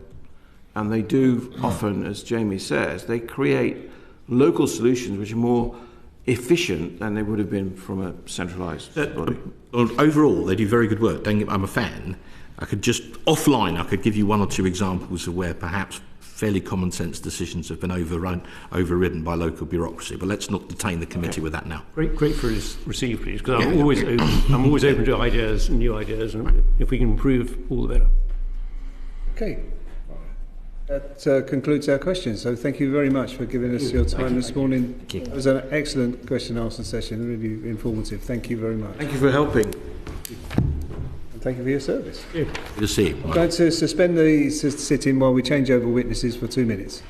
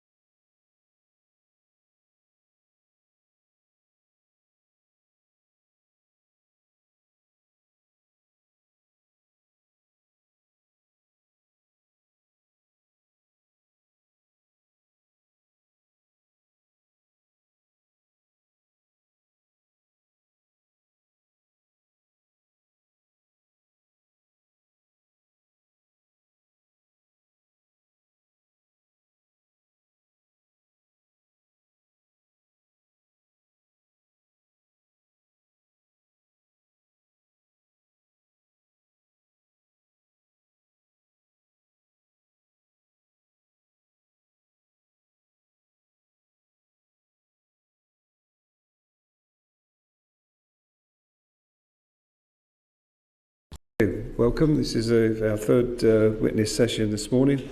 General Barrons, would you do you have any opening remarks, or would like to introduce yourself further, or shall we get straight on to questions? I think we should crack straight on. Okay, we've been using first names, so is Richard okay? That's perfect. Thank you very much. So first, go to the Minister. Richard, thank you very much for your service and thanks for attending today. To what extent will the Bill's provisions meet the aspiration of the Strategic Defence Review to increase the numbers of active reserves by 20% and increase UK Armed Forces readiness? So, thank you, Minister. I think there are two issues here. One is, will these measures be implemented? And the second consideration, and how quickly? Because underpinning the narrative of the SDR was a very clear recognition that we live in a world of much greater risk, where having a healthy and ready reserve is absolutely essential, not just to respond to crisis, but to deterrence. And the challenge is really that reserve is needed now, and resourcing it and making it happen in conjunction with a whole lot of other things that Defence is trying to do over a 10-year programme seems to suggest that meeting the STR's recommendation is going to take longer than I would be comfortable with. Just to follow up, are there any measures in the bill that ought to be included to sort of enhance the capacity and capability of the reserves? So the ambition of the SDR, I think, was reasonably modest in that it recognised the imperative of rekindling the strategic reserve, reattaching to former regulars so that they can be called back, which isn't new, but it had fallen into disarray. And the second aspect was to attach to a healthy volunteer reserve, and the SDR reviewers' take on this was that reserve was not in great shape and so not really ready. And I think collectively we took the view that the first step was to find these people and have them, and then there needed to be two conversations. One was, and how do you get that reserve ready so it can contribute to deterrence and be meaningful in the timescale that we were looking at? And secondly, we said 20%. But by historical and European standards, that's quite a small reserve for a country of 67 million people. And we elected, not least because this was always a consideration and discussion with government, not to push for a bigger number. And other than calling for a CNI protection force as a different sort of reserve, we didn't set out, a projection for where those numbers might go in the future. But my sense is, this is a de minimis recommendation, and that in future the UK will need to rekindle a bigger, readier, stronger reserve. David. Thank you, Chair. General, thank you for being with us today.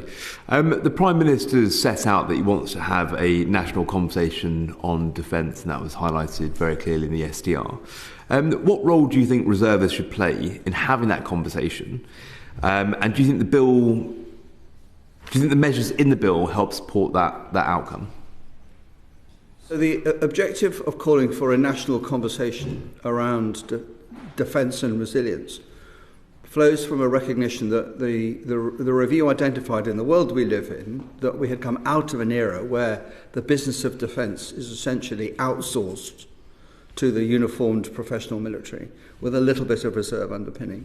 And we had now returned to a world where the whole country, every citizen, every enterprise, every institution and government and the armed forces are all part of resilience and therefore part of deterrence and how you fight. And that's not a place that the UK has inhabited for more than 30 years, and it doesn't have the cultural traditions of, say, Sweden, where total defence is a normal thing.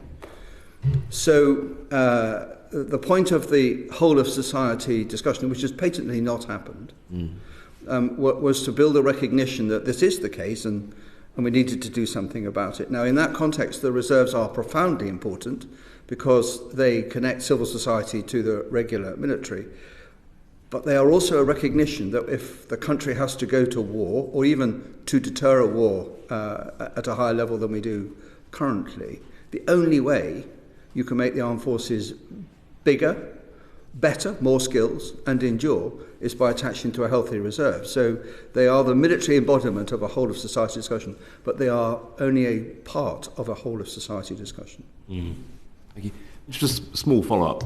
As the sort of international system descends into more volatility, that national conversation, do you feel it's being had at the moment, or where do you think we are on that progression? So I think we have a very long way to go. There have been attempts by well-intentioned allies, including the Nordic countries and the Baltic, to say, look, we're all in this world now, and our geographies are very similar, and you need to be more like us. And this has largely fallen on stony ground. We don't have the same history, culture, or indeed quite the same geography. And what I sensed as we closed out on the review, and I continue to sense it now, is that a very large number of British citizens are worried about many things, of which defence is but one. And in the context of defence spending, they would support greater defence spending, but not at the expense of the other things they worry about every day. And so they don't want to confront a choice which I would say you have to confront. And I think from the perspective of a politician, and I am not a politician, I read the polls very accurately, and they don't see any particular mileage in stirring that pot, because it will cause them to confront the choice that no one wants to make, which is about moving resources in a 1.3 trillion public sector to augment defence sooner than our fiscal situation will make comfortable. What I am seeing, however, across parts of society, nothing to them, is movement. So Lady Olga Maitland, entirely under her own auspices of the Defence and Security Foundation, is generating a resilience movement with a lot of interest. It's absolutely separate from government. And in the city, I am the co-chair of the City UK Trade Association Defence and Resilience Group. And this is all aspects of the city: banking, insurance, law, investors, vendors, recognising that they need to improve their resilience beyond cyber security. And so I think that's interesting, but I don't yet feel that it's being coordinated, captured or led by government. Thank you. Honestly? Yeah, it's just a supplementary. As a non-politician, do you think that there is the public trust in politicians for us to lead that conversation about national defence, or does it need to come from other bits of society, maybe from the military or the royal family or somewhere like that, to initiate the conversation? Because the degree of cynicism there is about politicians' motives is... So I don't think it's about cynicism. I think as a society, given more than 30 years of the post-Cold War era, there are no politicians or few officials, indeed not that many military officers, no industrialists, not many in civil society, who think about war as an existential experience in the way that our predecessors thought was normal. And we've had more than 30 years off worrying about existential threat. So I think there's a general lack of adult experience, education and training. And I do mourn the fact that politicians and officials and armed forces folk don't share a common lexicon about how you think about war, because that makes that conversation harder. And I think as a citizen, looking at today's politicians, they have come from a particular place. Their focus has often been on things that's not defence. They've inhabited a world where politics was mostly about marginal decisions rather than big, difficult, visionary changes. So I think this is really hard, but I also think it's their actual job. Okay, Christian. Thank you, Chair, and thank you for joining us today, General. We've gone through the opt-in and opt-out element through past sessions already, but I was wondering, from your opinion, whether these changes would help or hinder the aim to increase the mass mobilisation of the armed forces moving forward if fully implemented. Just so I'm clear, so I may not be on top of the detail, this is the ability of individuals to opt in or opt out of this obligation. That's correct, yes. So, so my view is it should be very difficult if you've served as a regular member of the armed forces to opt out. And that opt-out should be for some reason that's judged by others. It might be medical or it might be family, but we have to recognise as a nation, we have very small armed forces. And those people who have volunteered to serve and serve for a while represent an investment in training and experience. That means that when they've left for a relatively useful period of time. In my view, this is essentially out to about 6 years declining. They are the people that you need to get back first, and they will fit naturally in. They bring back all that experience and training. They know what will be expected of them, and they've agreed to that when they signed on in the first place. It must have been explained to them. So it should be very difficult to opt out. I think we should rekindle a model of former times where when you sign up for regular service, actually you're signing up for regular and reserve service, and you know that. Because, to put it another way, you might not find it very convenient, but the country really needs them to come back to the colours.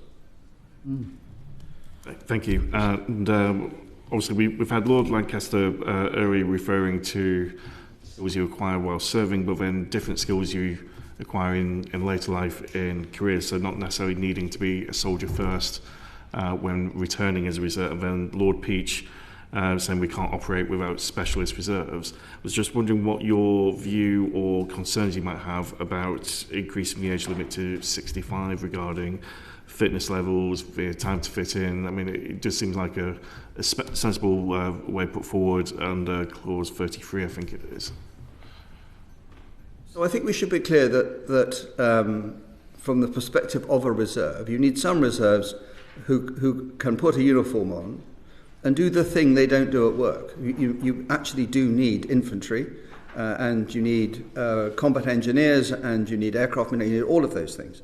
So some people should come into the reserve to do the military thing they did before. And then in the world we live in, we should recognise that there's a whole host of skills the Armed Forces doesn't need every day, certainly not in volume, but when it needs more skills, it has to get them quickly through the reserve. And that means some people must do in uniform what they actually do at work. And the country's finest data experts, AI experts, drone engineers, they're not in the military. They are making their way in the commercial sector, and bringing them back in is clearly in the national interest. And we should also recognise in the world we live in, quite a lot of war is fought sitting down, not in a trench in a dark wood. And so we do need some people who are highly skilled at things like information operations or cyber or data management or logistics. And what we need is to tap into their skill and experience, connect them to the armed forces at speed in a crisis, and put them to work seamlessly. And I think we live in a society where, well, I would say this, when I'm 65, you've still got plenty of gas in the tank. I think it was in the previous session where I think one of the concerns, and it was, I'm just checking my notes, General Potter, who was saying actually part of the concern isn't necessarily the time of leaving service, but actually being able to join service, especially as a reserve. I was just wondering what your views may be on that as well. So I think we have, I was going to say we, but I mean the armed forces. I think the armed forces have made this much too difficult. I mean, first of all, it was ridiculous, wasn't it? And I know the bill deals with this, that in order to, when you leave regular service to become a reservist, it became a bureaucratic nightmare. It should be absolutely seamless because it should be expected by law. And secondly, there are a whole host of very skilled people who want to serve in the reserves, but they don't really think that they're going to do the best job if that involves running up a hill in Wales in the dark with a bayonet between their teeth when what they do is cyber, for example. And so there has been a period where the filter to get into the reserves has been a common military thing that was actually a deterrent to the very skills that you needed. And I am a very strong believer in the armed forces promoting easy access to the reserves, actually not just as individuals, but as I'm detecting in some courses in the city now, there are whole departments that want to serve the country as reserves, as a department, and we should facilitate that. I think it's akin to a sponsored reserve argument.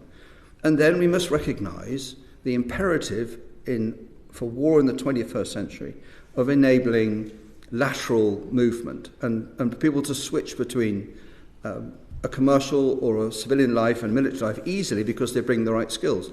To put that in perspective, if you had to choose between promoting a military officer to 1 star and putting him in a job for which he had no relevant skills, qualification or experience, but he would get promoted. Or you could take in from the commercial world a top-level expert in that skill. It would be better to take the commercial expert. I mean, it will just make the armed forces more efficient. So we need a systemic refresh of how citizens become military folks and vice versa.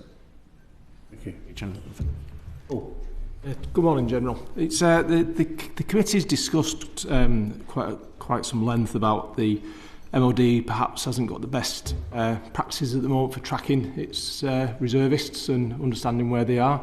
So do you think there's enough? Is there enough in the new bill to improve that? And do you think something like the usage of the veterans' digital ID card moving forward might help in tracking and keeping and finding our reservists?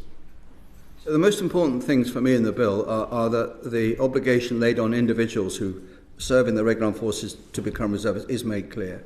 And secondly, the requirement is laid on the armed forces and the Ministry of Defence to do the very basic things that mean they stay in touch. When we all live in the digital world now, so it can't be that hard.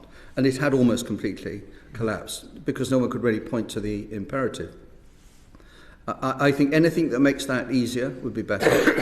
I think the harder part of this argument is not just knowing where people are, but deciding, and I think this will come in future, well, if you have a reserve obligation because you've served in the regular armed forces, what are the expectations on you in terms of readiness, in terms of fitness, and administrative readiness to go back to serve? Because if there aren't some very minimal criteria there, people may have a legal obligation, but the mountain they have to climb to fulfill it, self-inflicted, I think would be enormous. So we have to say to ourselves as citizens, this is really important, and it's a requirement. It's not really negotiable, and the MOD must do a much better job at making it happen and be held to account for that. But so too should individuals for the part they have agreed to play.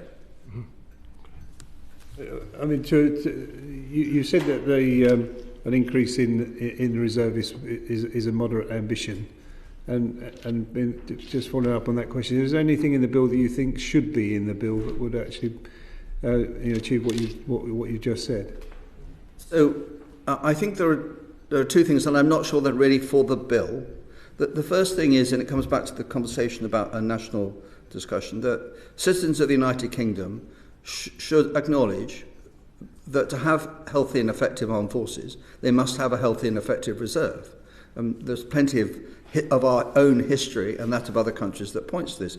If you look, for example, at the citizen army that is fighting in Ukraine right now, we are reminded that big wars are always won by civilians. That's what we're seeing now. So there's a historical resonance here we should draw on, and we need to be in a place where reserves are literally cherished and honoured by the civil society from which they come.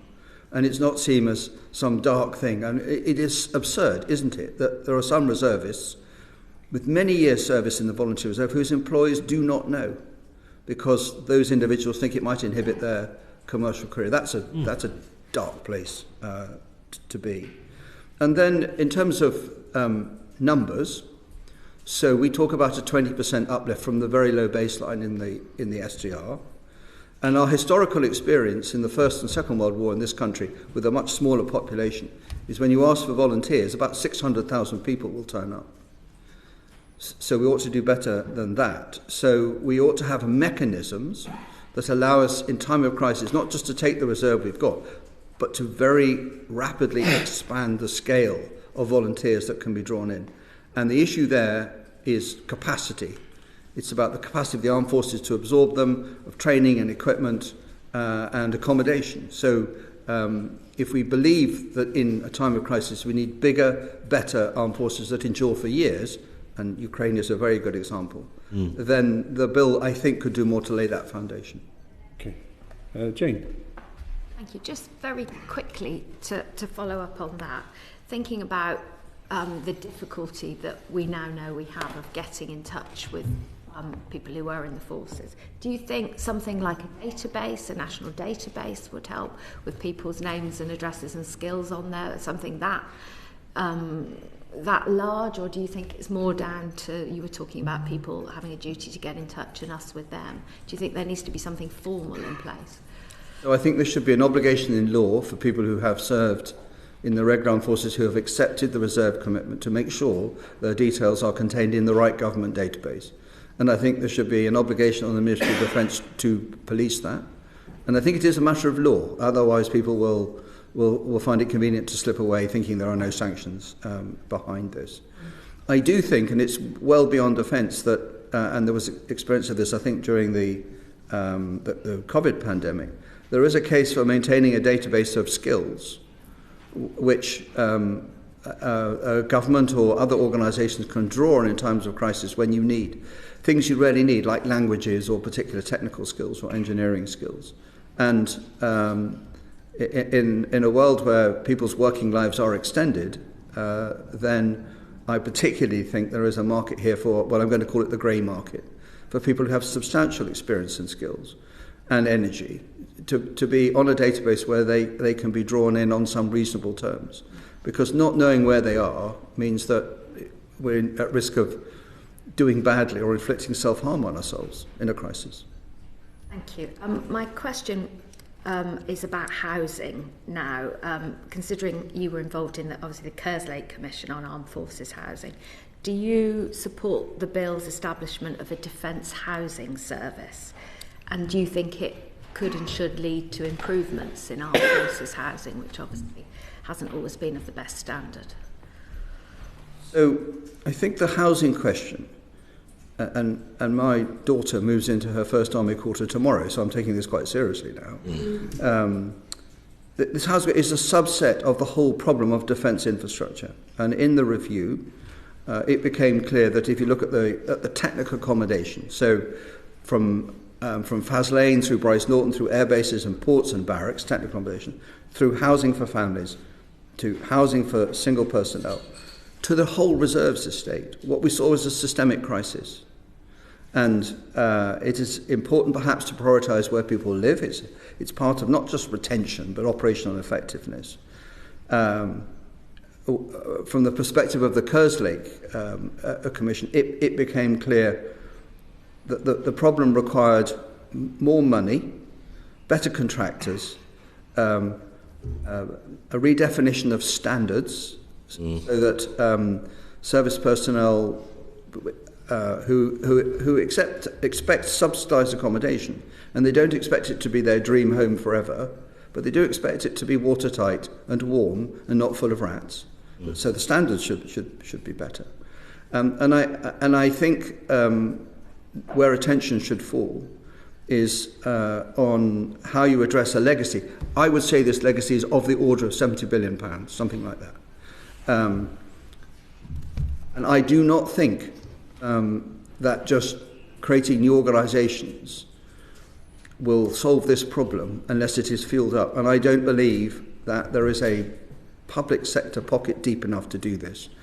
I think we're back to a whole of society solution here, where the creation of a new housing and technical accommodation and reserves estate must be accompanied by different rules for drawing in private capital, because it's the sort of thing private capital can do. Now, I'm engaged in that in some work in the city, and there's no shortage of money.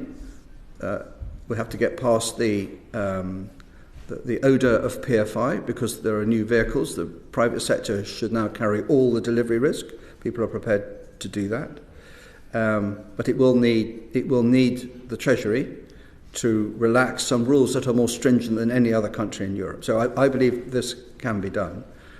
And I think it has to be done with urgency, because although housing is a personal crisis, the condition of some of the major port facilities and airports is, in my view, has fallen below a level of professional competence. And there is no public money yet ready to fix that, but it can be fixed. You want to go in? Inco, I just wanted to follow up on that matter.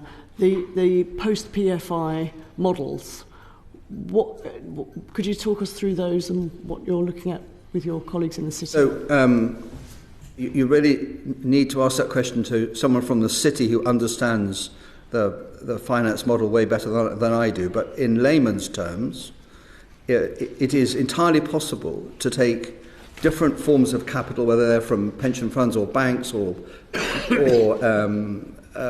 family offices or VC, it doesn't matter. You create a different stack of that money, put it in a special purpose vehicle, so it's a fund essentially, for that fund to contract with the government. So I think you could do this as much for the NHS as you do it for defence.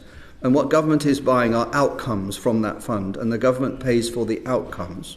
But that means the private sector does the delivery, so they have to put their money, their mouth where their money is, definitely, and the private sector carries the risk for non-delivery, not the taxpayer.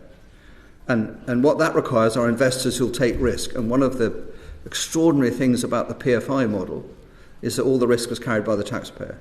And this is ridiculous. So a healthy conversation, and I'm delighted to say that the Ministry of Defence is leaning into this now, a healthy conversation between the city and the Ministry of Defence can create those vehicles. But when they've created those vehicles, it will need the government and the Treasury to relax the rules that make this difficult because of the on-off balance sheet issues that arise. But it can be done. I'm going to make this point again, which is the UK has the most acute problem in Europe and the strictest rules getting in the way of using private capital.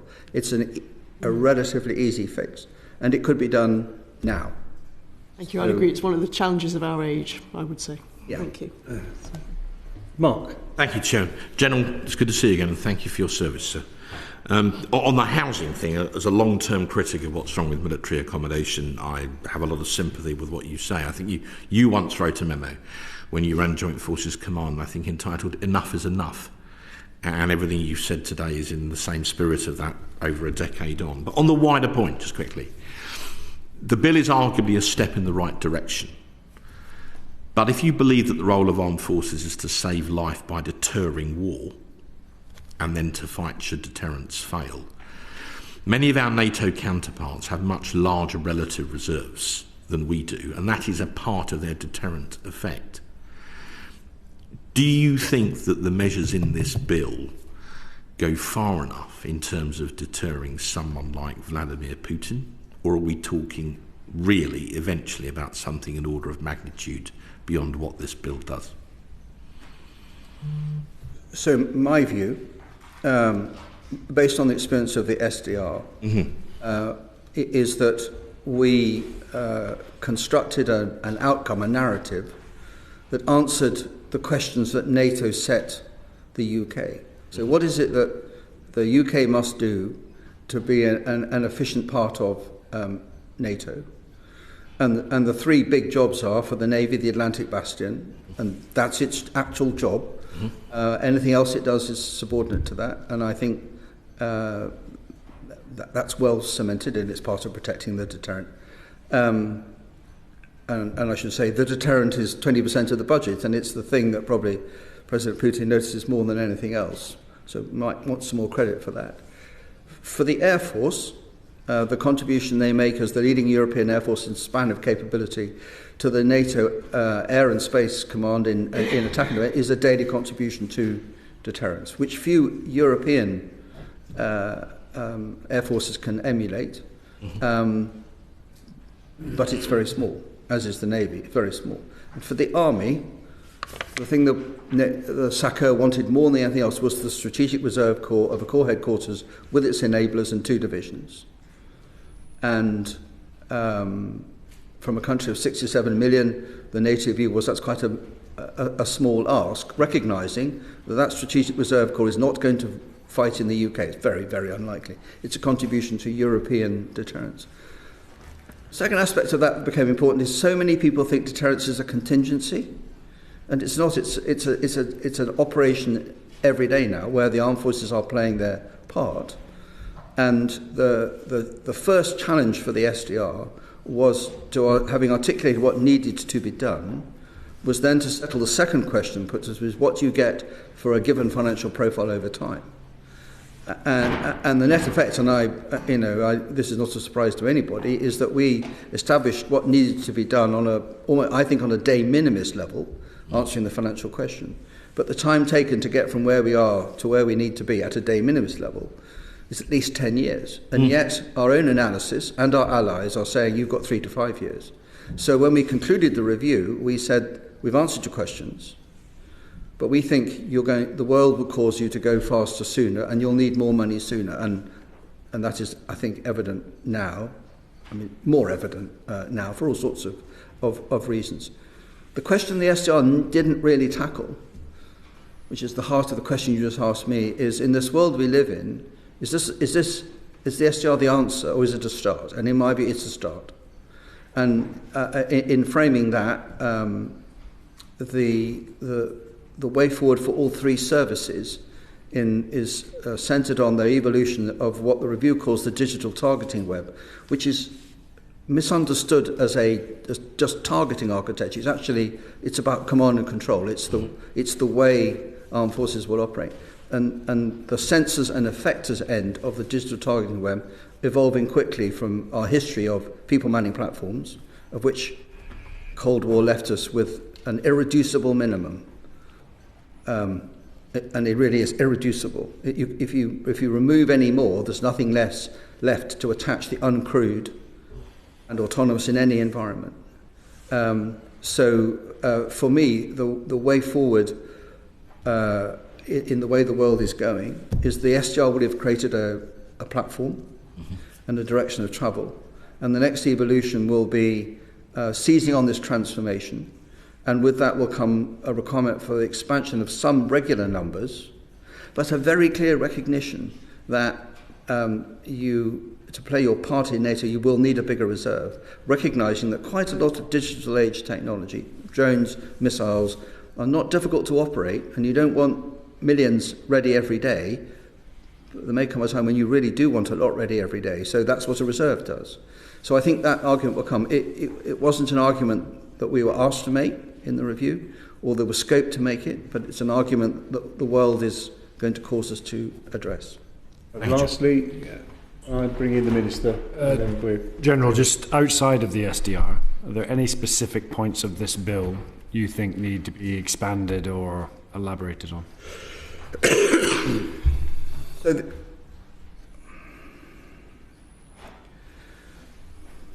it's quite a difficult question to answer because it's such a big scope, but I think what this bill is tilting at is this wider whole of society question of how the UK survives and thrives in a very different and more difficult world. So it's going to strengthen support to the armed forces and strengthen the reserves aspect in particular. I hope it's well recognised that what the SDR insert into it are this start of refreshing the strategic reserve and the volunteer reserve and the CNI protection force, which is just a start. If we really believe that it was necessary for citizens to defend their daily life by being able to protect, not just in a physical sense, but in a digital sense, and from air attack, the things that sustain us, food, energy, water, then the CNI protection force is going to have to grow in due course. So are you content that the bill is heading in the right direction? I'm absolutely content the bill is heading in the right direction. What I fear is it will be seen as solving the argument, and I think it is opening the argument for the world we live in. Exactly. Right. Well, very quickly, when you talk about a CNI protection force, talking about something conceptually similar to the old Home Service Force in the mid-80s? Only in the sense that it's citizens in uniform who are armed. I think we need to recognise that CNI comes in many forms, and we need to draw in all the skills that are necessary. So if you take a reservoir, it is inconceivable that a CNI protection force would not have drones and would not have its eye on the cyber protection of how the water is moved around, as well as the physical protection of it. So it's a 21st century version of how you protect our daily life. Roger that. Right, that concludes our questions. Thank you very much for taking the time to come and give us evidence this morning. It was excellent. Thank you. Thank you, John. Thank you. Very much. Thank you. Order.